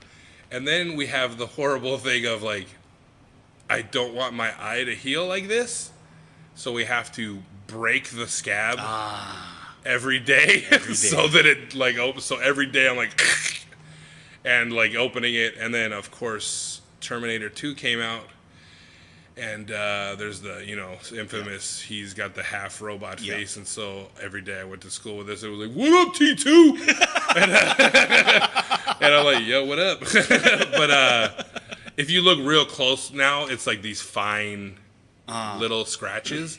But it was amazing. This fucking terrible fucking road rash was gone and like healed in a matter of like a week and a half. Oh, dang. And all she did was put this fucking shit on my face. Yeah. And it smelled weird, like natural and like Yeah, whatever. yeah, It was yeah. definitely like some kind of herbal tincture, but it wasn't alcoholic. Like it wasn't an alcoholic tincture. Like, but that little fucking rag every day, and it was just like it scabbed. The scab came off. It scarred. It was like that pink fucking thing, and then that was it. And I was like, well, homeopathic, fuck shit. Yeah, my grandma had something like that. Same like The road rash on her face. No. Oh, Like that same like tincture mixture or whatever. But it was like a Chinese medicine and stuff like that. So it was like penises of animals. Yeah. Yeah. Probably. It healed But I you and remember- got you hard like bull. Yeah. But I remember same kind of thing. Like I got the inside of my left leg just torn up while what was I doing? Wow, I was Seriously balancing on a masturbating? rock wall. I was balancing on walking across a rock wall, and one of the rocks came loose and like slid out from under me, and I just slid down on that side and just tore up like the whole left, like the inside of my left. Ooh, that's leg. that tender skin. Yeah, it was bad, and I remember her. Yeah, she would always put that fucking thing on it. She gave a bottle of it to my mom. And then my mom started like using it and stuff like that. But yeah, really quick. It healed like super quick. And like very minimal scarring too. Yeah. That was- was I think that's like the craziest part of it. Yeah. Was like the scarring is like There's magic. none. Yeah. Like if you look at my leg, like you can see like little deep, like little gashes here and there. You're assuming I don't stare your leg. Yeah, other than that- Homoerotic undertones. Yeah, my mom was also, my Grandma. mom's mom. The tincture thing I got from my dad's mom. But my mom's mom is a practitioner in La'au, which is the, ancient Hawaiian medicines and stuff like that. Like using plants and shit and stuff like that. And even that shit worked too. Like fucking to break fevers, or also like I had it was like a sprained elbow or shoulder or something. But every night, or my grandma sent like a bunch of like plants and stuff like that up to Big Island, gave my mom instructions and stuff like that. And the doctor said, oh, it's probably going to take like 2-3 weeks, maybe a month. Within a week of doing that shit, it was fucking better. Huh. It was back. I don't know what the plant was, or like, Just like you like a poultice kind of deal? Yeah. Like they just fucking slapped it Yeah. on it and soaked Like- into your shit? it was all like dried stuff that my grandma had sent to my mom, like dried and like a few like fresh things, but she would have to like grind it up, make it into like a paste, put it over, and then put something else over that and stuff like that. And it was, within a week I was back to doing my own Furiously shit, masturbating. yeah.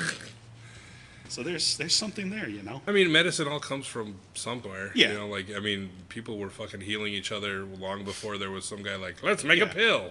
Fuck! That voice again. Fucking shit. Why did people in the old time have to talk like I that? don't know, man. I mean, we all have a voice for something. Like But whenever it's only on this fucking podcast. I don't fucking do that in normal. I don't bust into like fucking voice every time. Like, god damn it. Oh man. Maybe it's because there's a microphone in front of you. It's got to And you be. just have that urge. This just in. It's just in. Dead air. Best. It's the best kind of air. We're fucking murdering this air like a serial killer. Absolutely. Oh, jot up 2 more numbers for Oh, 27,000. Oh no, 27,000. That's more than 2. It was, what is it, 2? 27,000. Wow, damn, that jumped quick. There's a sucker born every minute, man. Yeah, man. So we've been going hard with the fucking would you rathers. Oh, yeah. Not really would you rather, but like this or that kind of shit. Yeah. Those are pretty like. I think I mean I know we talking to them, but the fucking baby bird shit like that's like my favorite. That's like my favorite go-to. It's so divisive. Yeah. It's so fucking like. There's so much of like power and emasculation and like not misogyny, but what is the female version of emasculation? That's not misogyny. The misogyny's like fuck women, you're inferior, but like whatever the female version of emasculation is, that because like for those of you who don't know, and I mean you should know if you're listening to this fucking show, you should fucking know what baby birding is. Not that we talk about it a lot, but you're fucked in the head if you're listening to this. Especially this many episodes in. Yeah, 10 in. Whew. Damn. You should go see a doctor. Hey, thanks for sticking around. Hey, yeah. We could all get therapy together. But that's the act of being a mama bird, man. You chew up the food and then into somebody else's mouth. So we've been fucking asking everybody. And so the main question is, and I'll have to ask you this again just for context, because I know you love talking about it anyways, but because it's just the arousing thought of Emma Watson. She can do anything, man. Anything. So we ask people what your hall pass is, and the hall pass is like the one person, if you're in a relationship that you've, and it's always a famous person because hall passes with real people is too real. Yeah. And nobody wants to talk about that because then it's like, you're going to cheat on me. And it's boring. Yeah, super boring. But so hall pass is, your famous person that your significant other is like, yeah, if that person's in town and you magically get to fuck them, it's cool. I'm not going to hate you for it. Even though you will hate them for it. Mm-hmm. There's no getting around it. I don't give a fuck how many hall passes you got. They're going to fucking hate you for fucking somebody that's not them. But so you say like, okay, what's your fucking, your famous, your celebrity crush? And then we ask them like, would you let them baby bird food into your mouth? And the consensus is usually, oh yeah. Yeah, Oh, absolutely. yeah. And then the follow-up is, would you let your significant other baby bird shit in your mouth? And it's a resounding, No. Oh, hell no. Oh, no. That's just giving away too much power. Right? And that's exactly what it is, because this celebrity entity that you just want to fucking copulate with, you have no emotional attachment with them. Yep. It's just fucking, there is no power dynamic at all. Because you don't know them, you have no relationship with them. It's just carnal. Yeah. But as soon as you say like, "How about your wife?" and they're like, no, no, fuck all that. Don't be giving her no ideas. She can't emasculate me anymore. What I just think is funny, like obviously no names, but I do think we triggered a fucking fetish. Oh yeah, we did. He was so quick. Oh boy. And the way that he said it too. Yeah. Oh my gosh. Woo. So, it was pretty funny to see that it was like, holy shit, I'm into this. Like that, the fucking crystallization of this thought of like, oh, you don't know you have a fetish until you right? think about it, or like you never know. And that's why I think it's stupid for people. Like, it's so dumb for people to discount shit. Like, Yeah. oh, that's so gross. Whoa, whoa. And then the act of them saying that puts that thought in their head. And then it's like, well, maybe I'll go on the internet and check that out. look at people shitting in each other's mouths. Because it's just like anything else, man. Like, you got to try it before you never try it once. Before you knock Fuck it. I'm not saying you got to try everything, but Yeah. don't be a fucking, don't shit on somebody else. Well, Yeah. I mean, unless that's your thing, but don't like. Hey, never tried. That's for all you fecal freaks. But don't fucking say no to something Yeah. like belittle somebody just because they're like, I like being beat up. Yeah, everybody fucks funny. I like my dick being hogtied while I get a candle shoved in my ass. You Hey do man, you. you do you. But hey, Yeah, like fuck it, why not? What that's the how fuck you is- get oh, your that was rocks weird. off. The recording like stopped and jutted forward weirdly. Oh. But it's fine. It's still recording. Interesting. But yeah, it's like that power dynamic of the baby bird is so like, it's so telling, because, and it kind of got into a conversation today about like, you shouldn't, like if you're in a relationship with somebody, that it shouldn't be a resounding no. Yeah. You shouldn't be like, no, I would never fight. And like, because there's that fear of the judgment of the person you care about the most at this point in your life, the person you're sharing, Yeah. your partner, your significant other, that you shouldn't, like, yes, you should care what they think about you, but not to the extent that you're scared of scaring them off with something you enjoy or might enjoy or just looking to explore. Yeah. You should share that as a couple. Yeah. Because I know my girlfriend, she'd never do that just because she doesn't like, Oh, yeah. I was a hard no because, first of all, gross. The texture of, like, chewed up food. Like. Wait, even from your hall pass? I don't have a hall pass really anymore, but that's what I was saying. Like for me, it has nothing to do with giving up power or like whatever. It's just the act itself. Like it's not even them spitting something into my mouth. Yeah. It's the mushed up food and the warmth. Oh, I see. You know what I mean? Like It's a textural thing. I don't like if I'm chewing and if I cough and a piece of food comes out of my mouth, like chewed up food, I will not put that back in my own mouth. It's just like, that's done. Does anyone do that? Oh, you never like... No. Oh, shit. No, that's gross. Okay, well, that's what I'm saying, but Yeah. you'd let Emma Watson spit fucking food in your mouth. Yeah. I'd let her do anything. Well, that's what I'm saying. Like, for you give that up, but Yeah. for me, that's like a hardwired, like, no, I see, I don't. I see. Like, that's like the wet hair thing. Like, ugh, gross. Like, I'm not going to fucking... Let's just say if that's Like, the only... even if I had a hall pass, I don't like wet hair. Right? I see, I see. I don't dig it. I don't like fucking hair. Yeah. Wet hair specifically.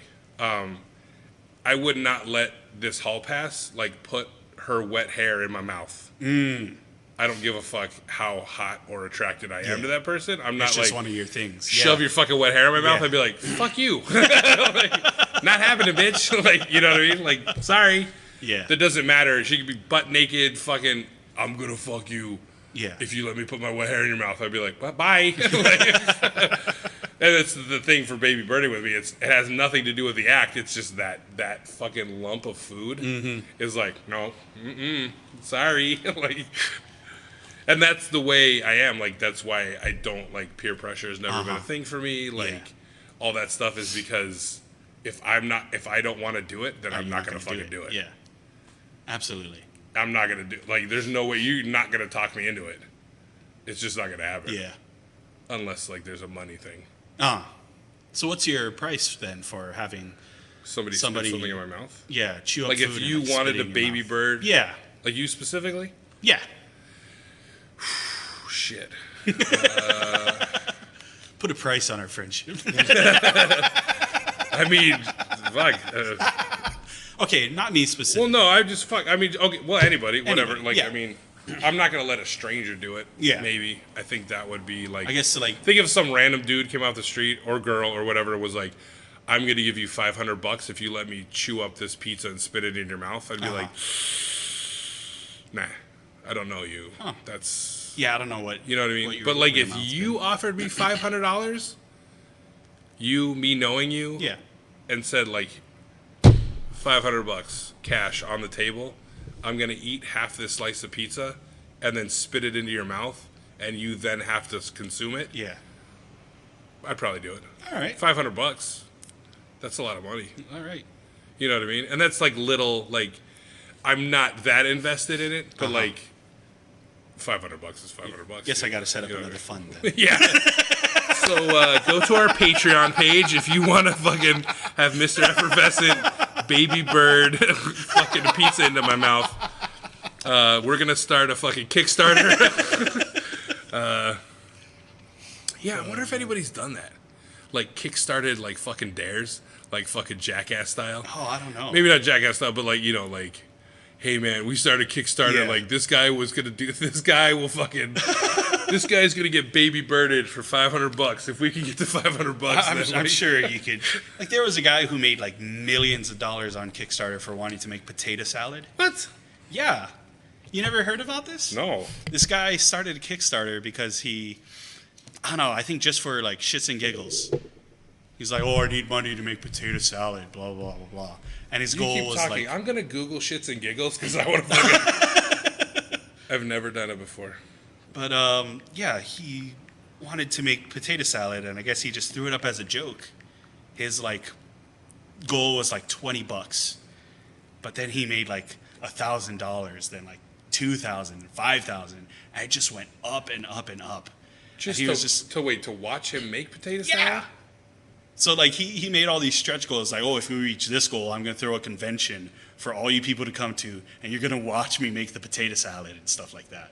It was ridiculous. It was like I want to say maybe 5 years ago, like when Kickstarter first started like really kicking off, and everybody had a fucking Kickstarter and shit.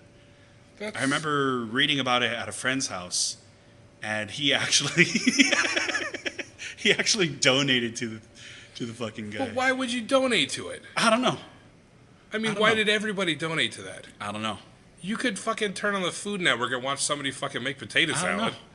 It's just, I don't know, man. It's the internet, man. It's fucking wild how some people will throw so much money at a guy making potatoes. So this was like in the beginning, though, of like Kickstarter? Yeah. When like nobody knew what the fuck it was? Yeah. Or, Do you think that would fly now? I don't know. Like, could you do stupid shit? I'm honestly not sure. I'm not sure if they have any, like, guidelines. Is that for the what whole you thing can do and Kickstarter, like stuff. you give people, or is that just Patreon? Like, do you give people, like when they donate to Kickstarter, there's like levels. It's usually for, like, a project. Yeah. There's like levels of like you donate $5 Yeah. and you'll get You get this, this, and you'll whatever, donate yeah. more and you'll get more, Yeah. like all that shit. But like, what were these people getting? Is he like, I'll Fucking give you potato salad? I'm I gonna don't know, fucking man. ship I potato just salad came to across you. the shit. Don't eat it when you get it, but you'll have my old potato salad. Yeah, I don't know. But people like fucking throw money at dumb shit. It doesn't matter. Like fucking- the space program. No. I don't know why I fucking. The Space Force. It's going to be the best force of space. Yeah, like, Or like, have you seen? Is it fucking Bezos that's doing the fucking rocket? Have you seen that thing? rocket. I know Elon Musk has this. No, but like SpaceX the and fucking stuff. Amazon dude, he was like, there's this interview with him, and they're interviewing him like, hey, what are you gonna, like, basically like, you're fucking rich as fuck. What are Yeah. you gonna do with all the money? And he, I guess at the time it wasn't happening, but he said like, oh, I guess, like space shit. And so now he built a rocket. Huh. And this thing looks like a fucking dick. like, Alright. there is no, there is no. I'm gonna Google that right now. Amazon rocket, No two ways about it. It's a dick, huh? dude. This fucking. Oh damn! It's just giving me fucking. Okay, here it is. So this is this fucking rocket this dude built. So Jeff Bezos says Amazon is not his most important work. It's his secretive rocket company that toils in the Texas desert. Ooh. It's called Blue Origin. Bezos said he wants the Blue Origin to help move all heavy industry into space and transform Earth into a residential and very beautiful planet. Oh. That sounds. I mean, that's actually a good fucking thing. Like, let's get all the bullshit that fucks up Earth off of Earth, and let the healing begin. And but here's his rocket, Blue Origin. Oh yeah, that's a dick. That is absolutely a dick. Oh boy, you guys out there, just Google Blue Origin, and it's just missing the balls. Is that like, yeah, for real? It just looks like a fucking dildo. Like, straight up. And it's even got, like, this feather on it that makes it look veiny. Yeah, there's, like, that black smudge. Oh, God. So, like, the feather, like, makes it look like it has, like it's a veiny dick. Like, it's, like, fucking... Oh, man. I did not know that. Oh, damn, that's interesting. Oh, yeah. Dude's spending billions. Oh, I don't doubt it. He's worth billions. Billions. Yeah. Isn't he like the richest person on Earth right now? Probably. I mean, I wouldn't be surprised. Amazon is fucking everywhere. It's doing fucking everything. Everything. And now that they have drones and shit like that, and they have like all their factories and stuff sorted by robots and shit like that. Dude, he's the richest. He's, as of 2019, Richest man. he's worth $111.2 billion. Damn. Bill Gates is only at $103 billion. Huh. God damn. He makes $215 million a day.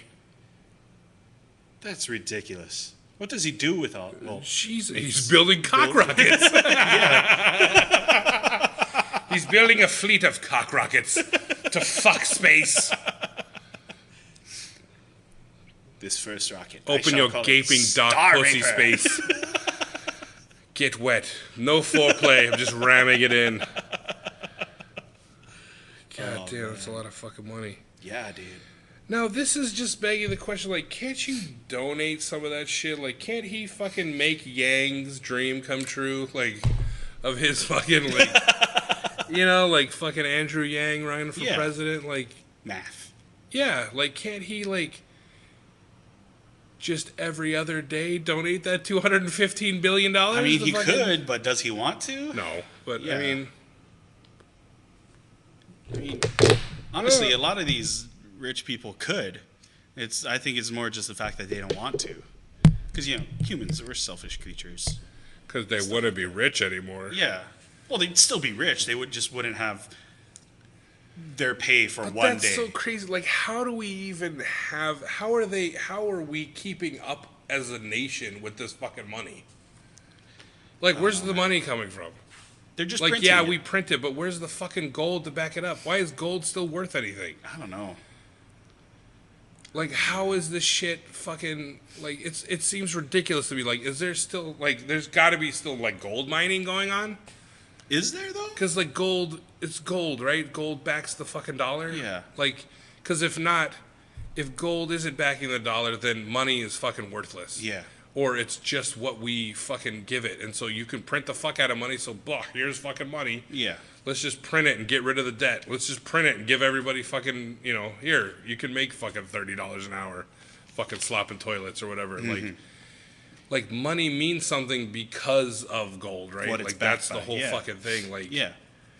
so where's all the gold? Like, Fort Knox, that's it? Like, do we have, like, fucking, this is why we don't research shit, but, like, this is why we're in the comedy section Yeah. of podcasts. It's more and about, like, not- speculation But and that's what the things ifs. of, like, nobody, like, I'm not saying, sorry, not saying nobody knows about it, but it's like, how is it possible to keep up with the money that these fucking dudes are generating for themselves? With the gold standard. Exactly. Yeah. Like, You think with all these that money... fucking dwarves are working overtime, man. They're whew, fucking digging up a storm, getting that gold. I'm thinking folklore dwarves, not actual dwarves. But it's crazy to me to think like there's more. There has to be at this point, because all these millionaires, billionaires, trillionaires, whatever, like that's been with it has like a lot of like it's just there's so much money. Well, Like, how is it being backed up? the thing is it because is there a difference between like I know like printed money, they're backed by the gold standard and stuff like that. Would it be any different if it's all like fucking digital? Like Bitcoin? Not like Bitcoin, but just like it's in a bank account. It's not actually physical. You know the amount that you have, but it's not like sitting in a vault somewhere, you know? Yeah. But 'Cause it when is you- sitting in a vault somewhere. Like, that's what Fort Knox is, right? It's like the gold where, like, Yeah. they house the gold. But like So this is from 2000. Okay, so if, however, one considers the gold standard as a monetary system in which the unit of money is backed by gold, even if the monetary unit cannot be converted into gold, one could argue that the United States went off the gold standard on August 15th, 1971, when President Nixon. I'm gonna have to open this window. Fuck, sorry. Okay, so is U.S. currency still backed by gold? No. When the United States stopped selling gold to foreign official holders of dollars at the rate of $35 an ounce in 1971, it brought the gold exchange standard to an end. In 1973, the United States officially ended its adherence. What? Huh? Its adherence to the gold standard. Many other industrialized nations also switched from a system of fixed exchange rates to a system of floating rates. In 1974, President Ford repealed the prohibition on the public's owning gold or engaging in gold transactions. Today, no country bans private ownership of gold. so what's it backed by? That's what I'm saying. Like, what the fuck is it? Because the dollar is no longer freely convertible, one could consider the United States was no longer on the gold standard. If, however, President Nixon announced the U.S. dollar would no longer be convertible into gold in the international markets, the president was able to suspend the ability. Wow, this doesn't make sense to me. Like, what is like? It sounds like we've been off the gold standard since the 70s. But So then what's the currency fucking backed what's by? backing? What makes it worth anything? Is it just like that light? Goddamn. Ooh, fucking harsh reality. So, because currency has to be backed by something, doesn't it? Yeah. So if we're not, it's not the gold standard anymore. Is it oil? Can't be oil because we get all our shit from. But we elsewhere. buy oil with money. Let's see. I googled what makes money worth anything. It's all fake. I knew it. I don't know. This thing's saying money has value because people believe that they will be able to exchange this money for goods and services in the future. That's it. Ugh. Boo. Internet. Let me down. So it says it's the gold and silver standards. Because it has to be backed by something. So since If not, we Nix- could all just print our own money. Right. Since Nixon's ruling, the United States has operated on a system of fiat money, which means our currency is not tied to any other commodity. The word fiat originates in the Latin, the imperative of the verb facere, to make or become. Fiat money is money whose value is not inherent, but called into being by a human system. So these pieces of paper in your pocket are just that, pieces of paper. So why does the $5 bill have value and some other pieces of paper do not? It's simple. Money is both a good and a method of exchange. As a good, it has a limited supply, and therefore there's a demand for it. There's a demand because people could use the money to purchase the goods and services they need and want. Goods and services are what ultimately matter in the economy, and money is a way that allows people to acquire the goods and services they need or want. They earn this method of exchange by going to work, which is a contractual exchange of one set of goods, labor, intellect, etc., for another. People work to acquire money in the present to purchase goods and services in the future. Our system of money operates on a mutual set of beliefs. As long as enough of us believe in the value of money for now and in the future, the system will work. In the United States, the faith is engendered and supported by the federal government, which explains why the phrase, backed by the full faith and credit of the government, means what it says and no more. The money may have no intrinsic value, but you can trust using it because of its federal backing. Shit. So it really doesn't matter anymore? Is that what this is saying? So our money like, is fake. Like it means nothing, but then...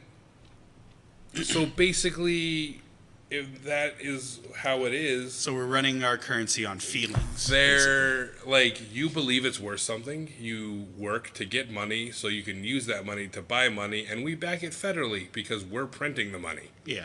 And we only print so much of that money. Then why are you in debt? Wouldn't you just print enough money to get you out of debt? They'd be like, here you go, China. There's our debt paid. Ta-da! But then it's like there's too much money in the flow now I guess. to make it worth something. But then these motherfuckers are making billions of dollars. Yeah. He's making $250 million a day. And Yeah, it's that's still fucking worth ridiculous. something? Yeah. How is that Like, possible? no, they're basically printing fucking money so this dude's can have it. But we can't have any of it because we're not working at Amazon? Like, my head no think well. Yeah, that doesn't make sense at all. So gold don't mean shit other than it's gold now? Yep. Shit. I guess so. Fuck, man. Mind blown. Like, what is that even? Like, that's fucked up. So the way you made it sound is that it's... But I mean, that's like Bitcoin. Like, they fucking... Somebody was like... The dude who invented Bitcoin was like, Bitcoin's a thing. And everybody's like, okay. I guess so. So he gave it value. Yeah. And then it got value because people gave it value. Which is now what our money's doing, is we're giving it its value. Because the government gives us money and they back it. And we're like, money good. I buy stuff with money. But what I if we work gave for money. a single dollar bill more value than the dollar? The $5 bill? No. Like this dollar bill is more worth something more than this dollar bill? Yeah. They already do that. There's rare dollar bills.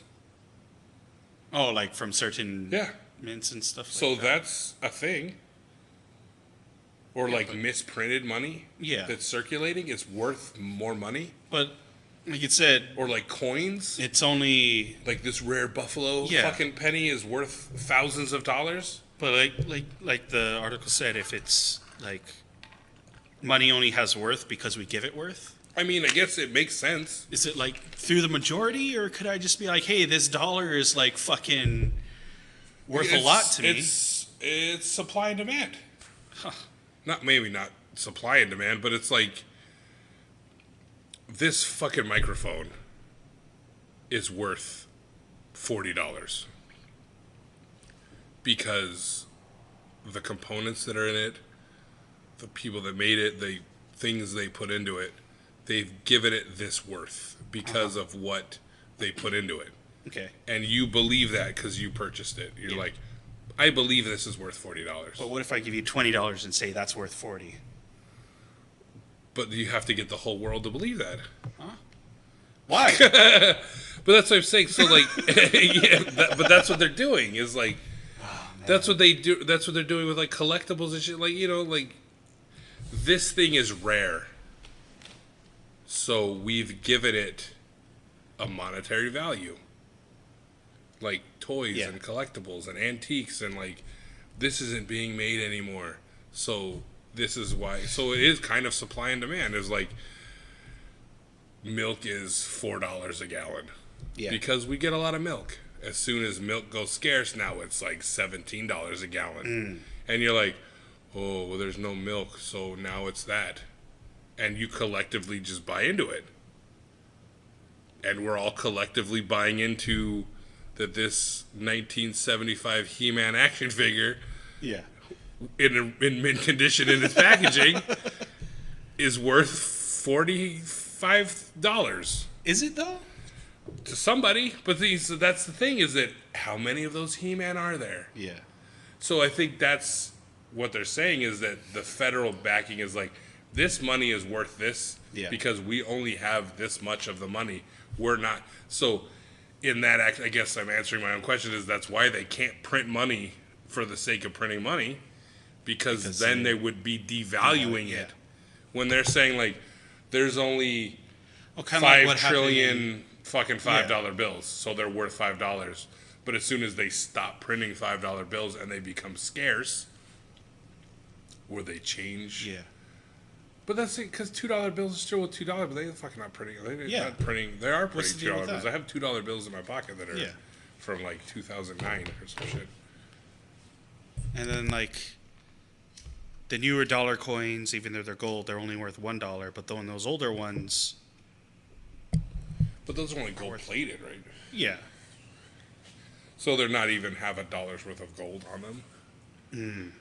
But that's okay, because we're not following the gold standard anymore. Right. But gold is still worth something. Oh. That's the thing, is gold is still worth what what people will pay for it. And it fluctuates with scarcity and... But then how basing something off of worth is almost kind of, I don't know, because something that's why you get paid what you do. Huh? That's why you get paid what hourly rate you get paid. But I mean, I don't know what you get paid an hour, but I'm just saying, like, you have, when you go to a job, you are giving them a resume proving your worth to get this job.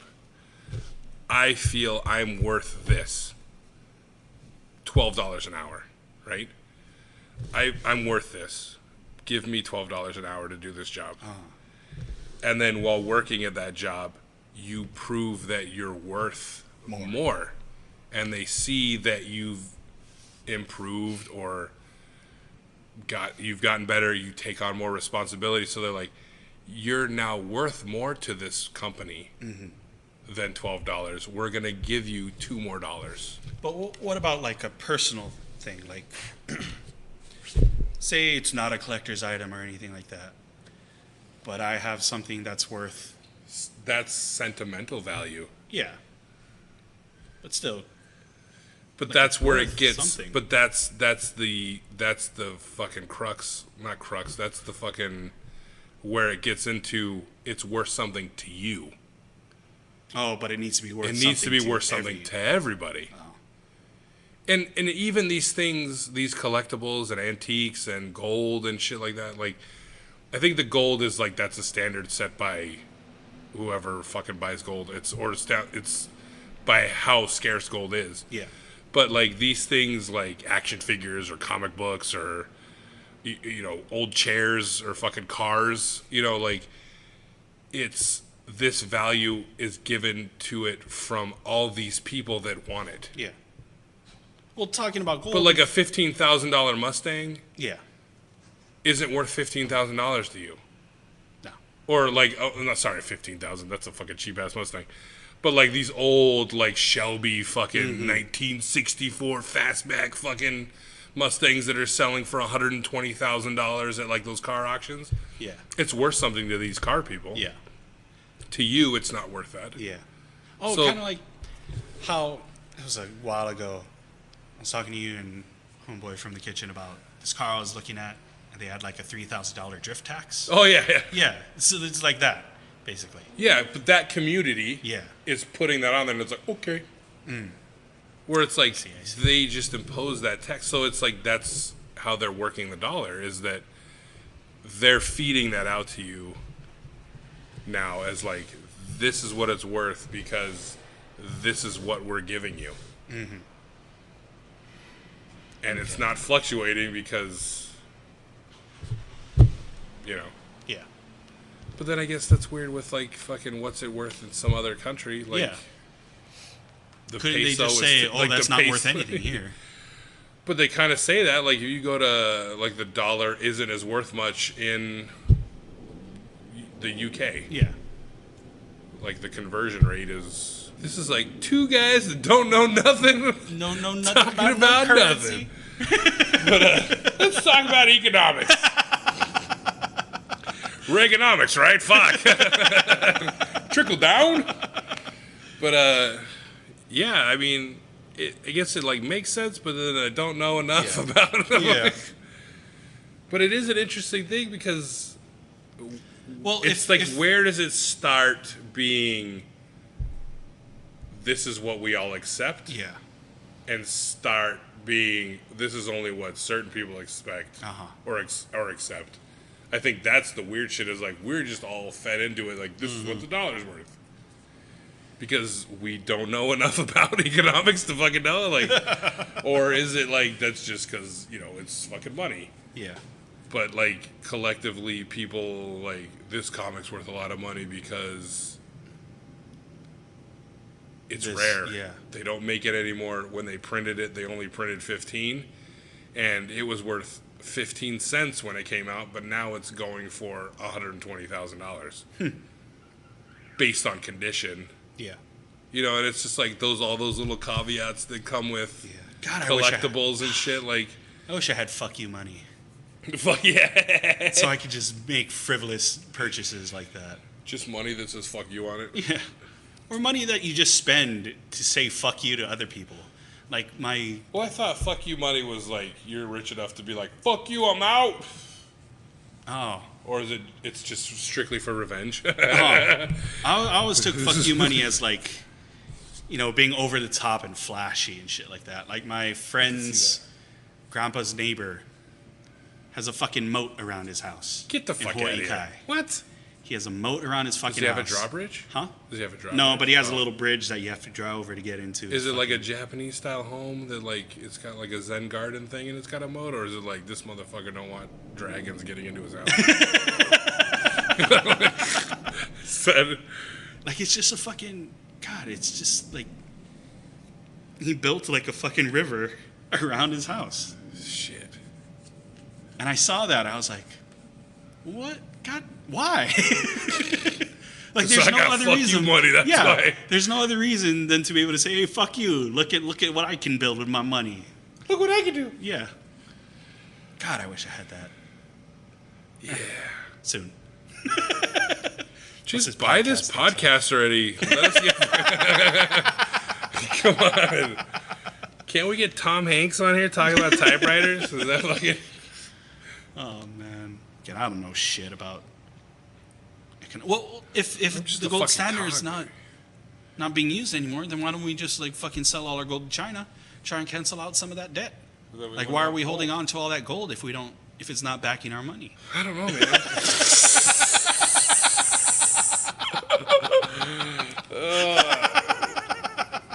I think we got a little too serious with this. This is not a comedy podcast anymore. Oh man, I don't know. I have to. How about them Dodgers? Fuck I don't fucking know I like the sports. Angels. Yeah. I got those footlong hot dogs. Those are pretty sweet. Dodger dogs. I've never been to like a MLB or any. The only sporting events I've ever been to were like high school ones. I've been to Major League. I've been to a baseball game and I've been to a football game. That's just boring as fuck. I lied. WWF back in the early 90s used to come down here, and I would go to them shits. You could buy the whole seat, but you'll only need the edge. Sunday, WrestleMania in Hawaii Kai. Yeah, I've never been to like a big like stadium and shit like that. Yeah, it's not that. I mean, fuck. I mean, they're into it, but like, Yeah. I just.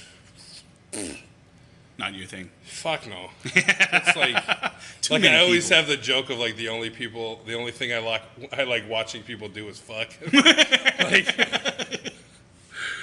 just because it's fun. Like Everybody fucking knows. watching people like play sport. Everybody. I mean, fuck, I'm curious, dude. Like I always had that thing where I'm just like, it's a weird like not fat. I'm just like my mind goes fucking all over the place. like there's so many random fucking thoughts that go through my head, like in so many tangents on a daily basis that would just like fill notebooks if I could like write it down.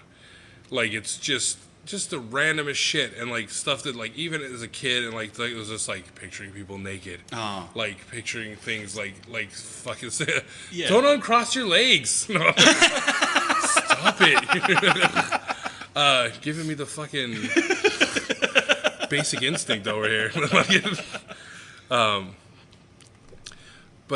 Like no, it's just like it's like creating backstories for people and creating like and like seeing like it's helped me in a like I have a strong sense of like vibes from people, and I have a strong sense of like reading body language and like seeing the possibilities of what somebody could do. It's like, you know, those stupid fucking movies or like whatever, and it's like the Sherlock Holmes things where they're like the angle of the attitude and the fucking thing. Like I see that shit, but it's in like how like those movies where somebody can see the future outcomes, like or like a Doctor Strange kind of thing, where it's like I'm looking at all the outcomes. Yeah, I'm making it sound way more like I'm romanticizing what's going on in my head, but it's like that's what I'm doing is like creating these things of almost like this person goes left and this person goes right, and then seeing all those things happen, but I'm creating them in my own mind. It's not that I'm actually like, I know this person's going to go over here and they're going to knock that glass over.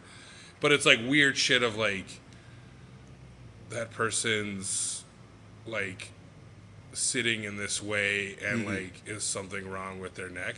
Is the thing. What if this person, if they had a childhood that they fucking fell and they broke their neck, and then what if that person, like, you know, like these weird fucked up tangents and weird fucked up like stories, and like, and then like making my own scenarios and plugging those people into them, and like it, just weird shit, and like, you know, like I don't know, it's fucking. I have something like that. Like whenever, I don't know why it's always this thought, but whenever I go into a crowded place, I always wonder two things. How many of the guys in this room are hard right now? And how many women are wet? Huh. I don't know why. That's just always something that, like, it's like, I wonder how many guys are, like, fucking pitching 10. I mean, that's, you know, that's like, I guess, how often are you in a place where you're hard? Hello. Well, you know what I'm saying? Like, I mean, you know, when I was a kid, I guess, you know, you get those awkward fucking boners and shit like that. But I mean, right as an adult, like as an adult, I've never been like, oh shit, I'm erect at this fucking venue or something. You know what I mean? Like, or at work, or you know what I mean? Like, oh, got a hard on while making a sandwich. Like, so I guess it would never enter my mind to be like, I wonder how many people are fucking hard right now. But I definitely like, there is like a strong sexual undercurrent, like when seeing somebody, not in the sense of like, ooh, damn, I want to fuck that person, because I don't, but it's like, it's just like it's just the curiosity, like it's there's no malice, there's no fucking like eroticism, there's no romanticism, it's just purely like, you look at someone's like, I bet they like it rough, or even just this figure like seeing the way this girl's breasts sit in her shirt and bra, and then extrapolating what it would look like without the bra and how they would hang, or what shape they would be in without the support of the bra, or like what it would look like the way this dude's shaped and the way his pants are thinking, like how big his dick is, or you know what I mean, and it's not like, oh shit, I want to see them titties, I want to see that dick. It's just like, and it's like it's saying, like it's just purely like, I don't know if it came from like, it helped me like when I was a bouncer, you know, like seeing people and like reading body language and like picturing these things, because then I could almost like, this guy's gonna start shit. Yeah, I could see the way he's moving and the way he's standing and the way he's looking and the way his eyes are moving, the fucking way he's like scratching his fucking face and the way he's looking at that girl. Like I could see those connections because I fucking people watch like a motherfucker. Like, it's like one of my favorite things. It's always been one of my favorite things. Like, I just like staring at people, and it's not in like a creepy way where I'm like, oh shit, like fuck, you know. It's just like, I need to know more. I need more information. You know what I mean? And it's like a very clinical, like, and it starts going into the fucking, like, the killing, but it's not necessarily like a murdery fucking rage. It's just like we talked about you with like the flaying. It's like, it's the layers. It's like, okay, what's next? Yeah.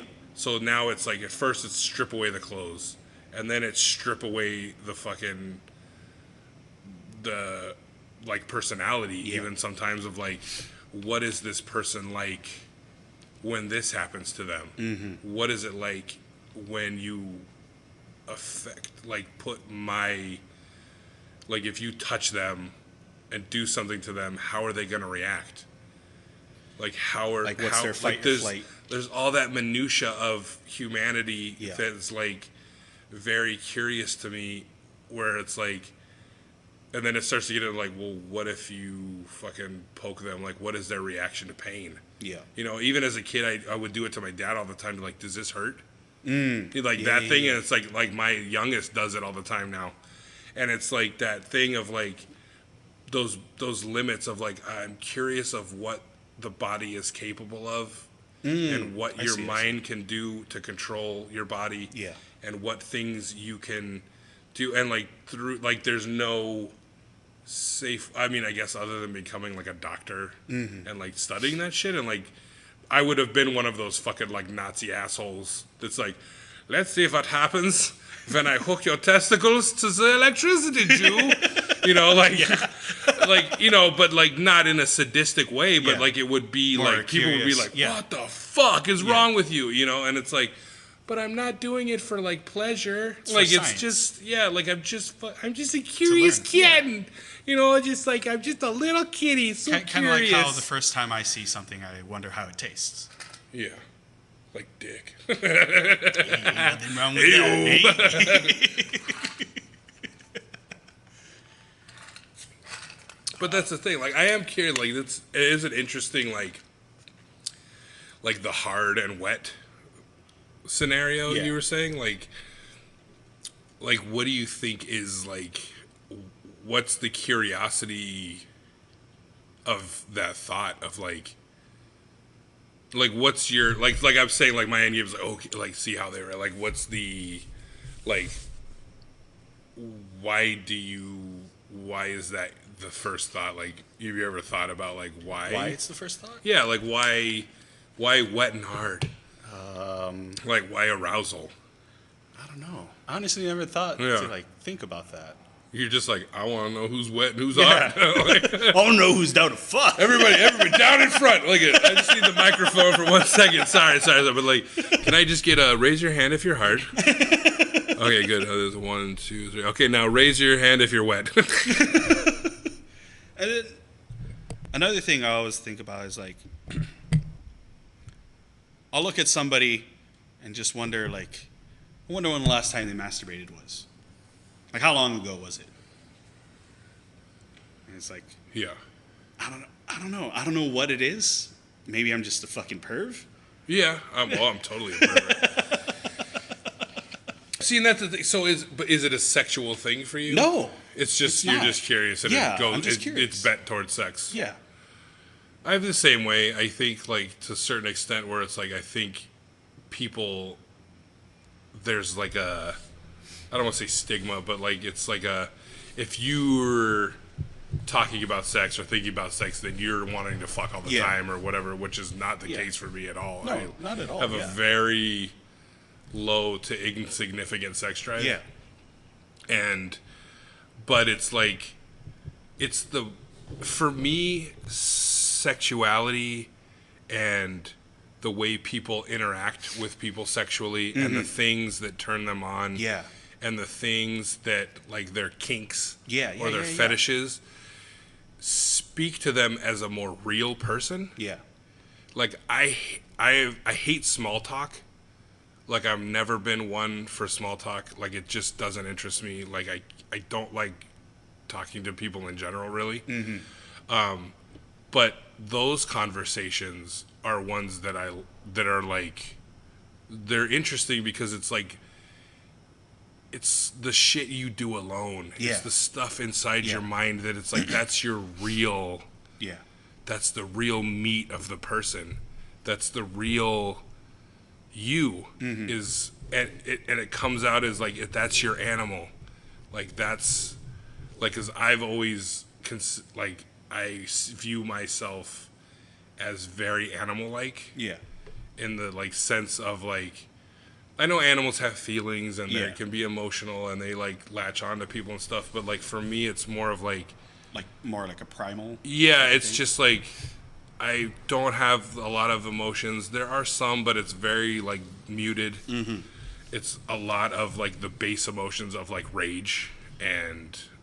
Not rage, but just, like... like I totally, like, there's, like, people that just fucking rub me the wrong way. And totally. It doesn't consume my mind. Like, I don't go home and be like, I fucking hate this person. You know what I mean? Like, but I'll talk about it and be like, fuck this fucking asshole or whatever. But it doesn't, like, I'm not like ruminating over it and like, I fucking hate this guy. I don't want to see this fucking guy. But if they come near me, it's like the hackles go up and I'm like, like, it's that kind of reaction. And then they walk by and I'm like, you know, and then that's it. But like that animal inside me, like, that's the connection. Is like sex is that animal part of you. Yeah. And to get to know that part of somebody is like really knowing them. You know what I mean? I think that's like why we connected, not like in a sexual way, but just because of your openness in talking about your sexuality. I mean, everybody fucks.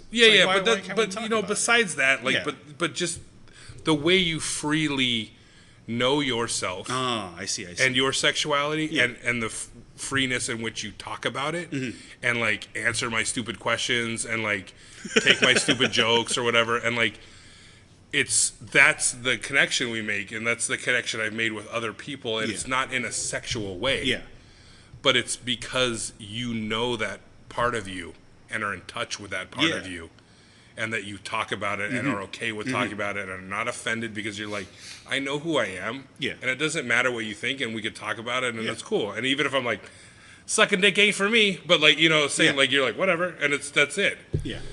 But because you're open with that, then it's like, I fucking can connect with this dude, and we connect in other ways and shit like that, our fucking personalities. But like, that like is like a good sign, like a good smell of like, you have a confidence about you in that. That I am like, this guy's cool. And there's that other sense of people that are like that repression and the lying and the like not admitting to that animalness inside them and not willing to talk about it and not like just being like, no, fuck that, and then go home and like masturbate to midget porn or whatever, you know, and then like are so afraid of it. That's the people that I'm like, I don't trust you. If you're not comfortable in your own sexuality. Like, you can't, like, and that's like my baseline thing is that because the sex is such a personal thing and something that like is such a connective thing for people and like with other people connecting, like sex is a big thing for them that like, if you can't be honest about that with yourself, then what else, like you can't really be forthcoming in anything else. And I'm not saying you gotta be like, this is who I fuck and this is what I like to fuck all the time, but like there's a confident, like there's a vibe that is like, we talk like with a big dick confidence. It's that kind of thing of like of people that aren't comfortable with their kinks and aren't comfortable with their sexuality in any way, straight bi, fucking whatever, that there's this aura around them that is like, like you're not cool with me, like I won't dig you. You know what I mean? Like there's just something not. It's like picked up on. So that's why it's a very like talking about those things, and like certain people when you start talking about it, they're like, ew, you just want to fuck, and you're like, wow, I don't want to fuck you. Yeah. Like, See, it's you know, like, and I'm not saying I do that now. Yeah. Like, but like, you know, because obviously I'm married and fucking talking to like random people and shit about sex, but like friends. Yeah. You know, and shit like that, Yeah. but like not like saying I go out and fucking flirt with women, like, let me talk about how you like to fuck.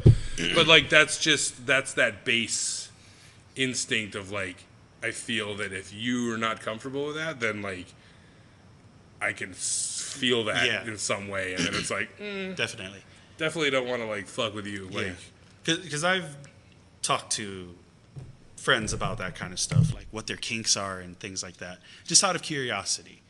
You know, and at first, like the first few times, they're just like, I don't feel comfortable. But then as they like open up more and more, I almost feel like we can connect better. Like you said, that like that's like the not that it has to be the gateway, but like we didn't start out talking about sexuality, but then like when it comes up, the way you react to it, that's like definitely. And if you react negatively, like certain people are like, I didn't talk about this, I'm so uncomfortable. And you're like, well, then I can't fuck with you. Yeah. You know what I mean? Like, there's just no way, because how can you connect with somebody? And I think that's why I don't have a lot of friends, because when I meet people, and not saying the sex shit comes up, but when they get into those like, I can't talk about that. That's a taboo subject, or like sex or anything. If they have that reaction to something I'm talking about, then I'm like, I can't fuck with you, dude. Yeah, it's like just a conversation. If you can't like converse with me about something in an adult manner, or even like joking or whatever, then it's like, then we're not gonna get along. Yeah. And like, not that I have like I'm trying to find fucking new friends or anything, but it's just like the people I've gravitated to and that I've actually got along with, we've had that. You could talk about anything. Yeah, absolutely. And you're comfortable talking about anything. There's no judgment. There's no like, other than like joking, ball breaking shit. But like, there's nothing like that. I'm actually like, ew, you're a fucking freak. Yeah.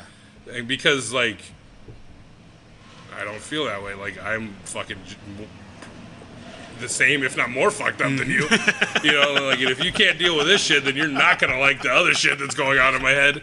You know, like, so.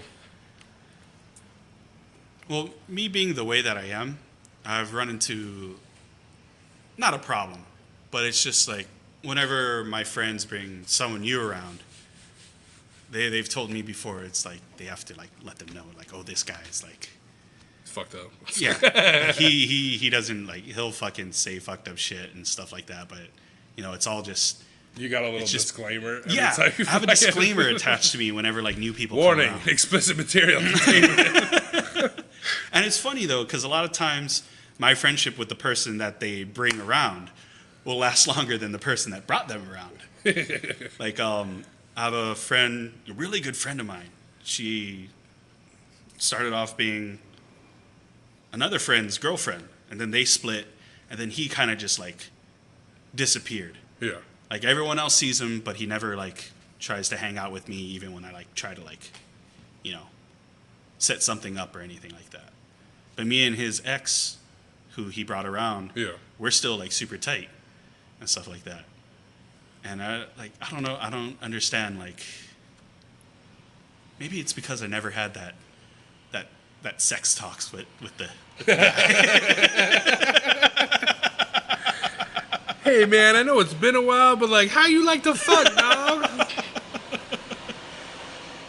Let's talk about fucking, see if we can reconnect.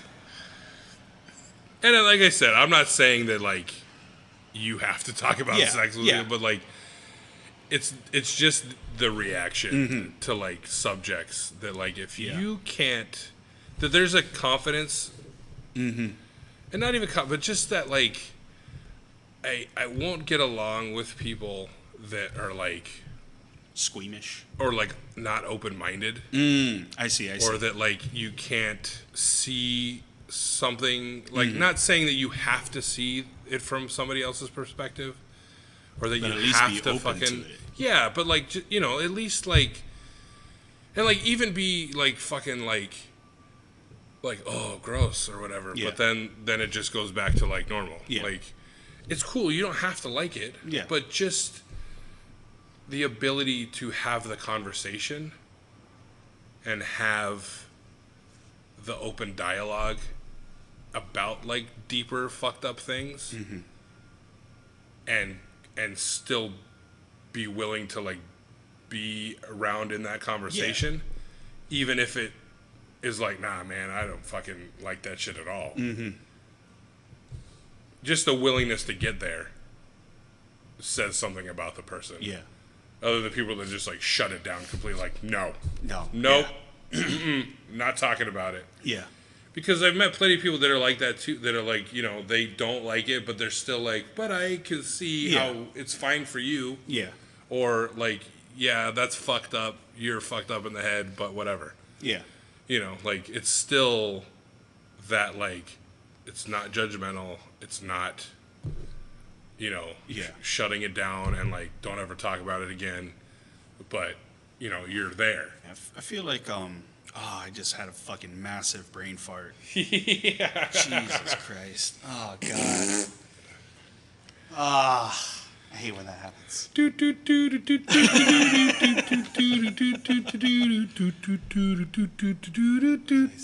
Oh, I think that people are just Now back to our regularly scheduled Yeah. program.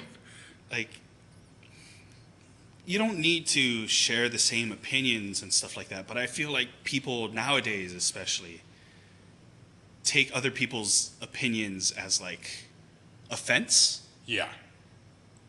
And I don't understand like when that came, like I don't know if it's always been around and I've just Oh, yeah. grown like I've like noticed it more.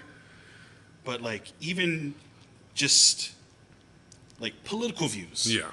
And stuff like that.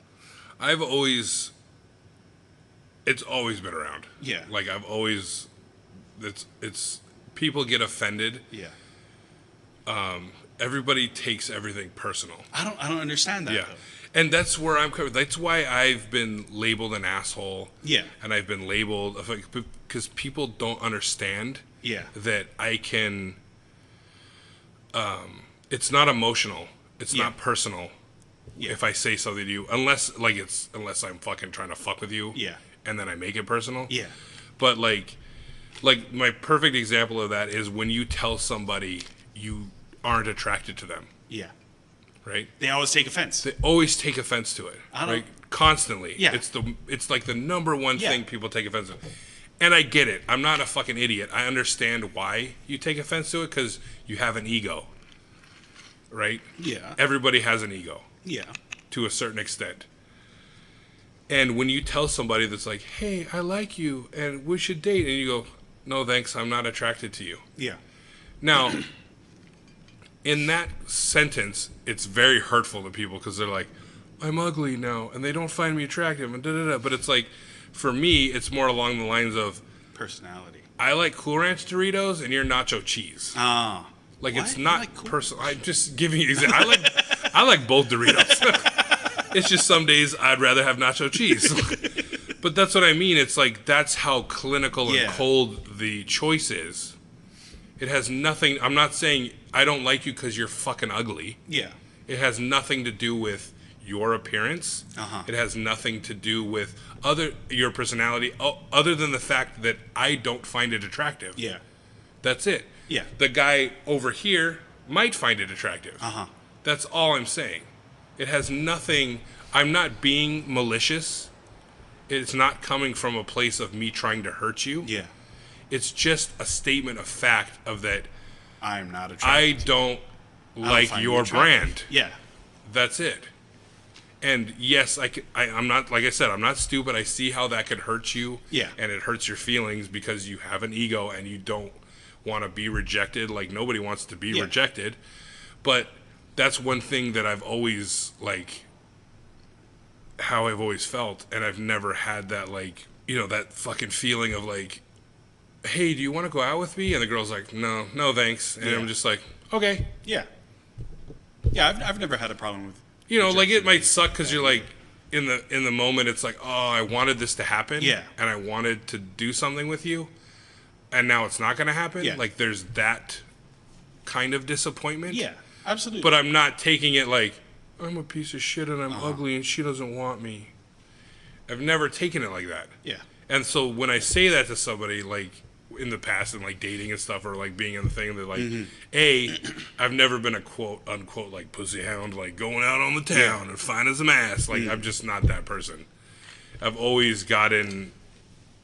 It's through like knowing the person or being around the person, and then being like, oh, yeah, I dig your animal. Let's fucking cool. hang out or whatever. Yeah. But I've been in the instance where it's like, no thanks, I'm not interested. Not interested. And it's like, well, fuck you. And it's like, Jesus, like I'm not. It's Good not thing a I fucking. missed that bullet. You know what I mean? Like it's not. Like it's not a personal thing. And I think it would be so much easier if like. I know how it's like the stupidest the fucking thing to be like, can't we all just like not take it personal? Yeah. It would be so much better for Yeah. you. Because it's hard. There's so many like body issues and personality traits and all this shit lumped into all this stuff that comes with being accepted by somebody. Putting yourself, it's always about like, you're putting yourself out there and somebody's fucking crushing your feelings. But it's like, there's so many other people out there. Yeah. Like, don't take it personal that you like this brand, they don't like your brand. So just look for a different brand. Yeah. That's it. Absolutely. Like they, you know, there's 1,000 fucking billion people out there. Like, the one person you like that doesn't like you, don't take it as a personal offense that like, you know, unless they fucking say it to your face, they're like, no, I would never date a fucking ugly bitch like you. Or like, no, fuck you, you little dick piece of shit. I wouldn't date, you know, like, unless it comes at you like that. Like, if somebody's just like, no, man, no thanks, I don't see it like that. Then it's like, oh, okay. Yeah. And that's it. Yeah. Because I've been in that situation too where I've been like friends with girls. And then I'll be like, hey, you want to like go on a date or whatever? And it's like, nah, I just see you as a friend. I'm like, okay. Oh, yeah. And we're friends. Yeah. And that's it. Like, it's not like I'm like, oh, fuck, I don't want to talk to you no more. Fuck you. You know, it's just like, it's their choice. And it's your choice. You know, like, that's it. Like, your plug doesn't go into their adapter. Find a different plug. Like, you know, like, you're going to fucking throw the computer away because the plug doesn't fit? Like, you just fucking get another outlet. I don't know. Water break. All that chugging, now it's another ASMR video. Yeah, man. Does it pick up that much? I mean, you're hearing like the Super ice and hyper. shit and Fucking, yeah. Are you hearing the chugging? Not the chugging so much. But you're hearing like, you're hearing like the ice and shit. Yeah. Like that's because it's so high free, like bing, bing, bing, bing, like it's all. But fuck yeah, man. I don't know. Like there's so much shit out there. Like I don't know. I think you just, you know, maybe just end it on this one because now this is officially our longest episode. Jeez, again? Yeah. Breaking We're just records. breaking records. It's fucking number 10, baby. Let's fucking do it. Like we've gone. Hey, you know what's great is that this is the 10th episode. And in 30 seconds, it will be exactly 10 minutes longer than our 9th episode. Hey, let's keep it so going. let's fucking get this end in here. Come on. But as always, like just fucking, you know your animal. Get to know your animal. That's all you can say. Like you can't, like the age-old adage, you can't love somebody else or expect them to love you if you don't love yourself. Exactly. And if you don't know yourself and are not willing to explore yourself, then like how could you ever be in a productive relationship? Yep. And I'm in no way in any position to be giving anybody advice on relationships. Believe me, because, well, we don't got to go into that personal shit. That's a fucking whopper of an episode if we got into that shit. But yeah, so, you know, we are Mouthfuls of Madness, as always. I will stitch in a promo. I'm going to not put it at the end because I think, like, these girls deserve better than the end of an episode. So we'll put them in the middle there somewhere or somewhere else that it'll just randomly cut to a W Files promo. Maybe during the brain fart. Yeah, I'll stitch it into the brain fart, which kind of feels weird now because you'll have heard this promo before I'm talking about the promo. But so you get a double dose, so whatever. But we are working on some cool new episodes, hopefully. So got in the works of hopefully getting some comic book sellers onto this podcast. So hopefully we'll be able to do it together. If it works out. If not, it might be a solo mission, but hopefully it works out where we can both be there. And also, hopefully, we're in the works of maybe doing like some crossover episodes with a couple of people, so that'll be sweet. That'd be cool. We can work that out. But you know, it's fun doing this podcast. I do enjoy it. Yeah, But we're gonna be signing off here, and in our usual fashion, which for two episodes in a row, so it's officially a tradition. Do you want to go first this time? I don't know. I want to go first, but it's a long one. I've always got the long ones because it's fucking Tool. I'll go first. You know. All right. I know that we are young, and I know that you may love me, but I just can't be with you like this anymore. Alejandro.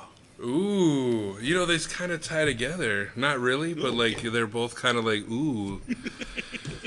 So this is, here we go. Something has to change. Undeniable dilemma. Boredom's not a burden anyone should bear. Constant overstimulation numbs me, but I wouldn't want it in any other way. It's not enough. I need more. Nothing seems to satisfy. I don't want it. I just need it. To breathe, to feel, to know I'm alive.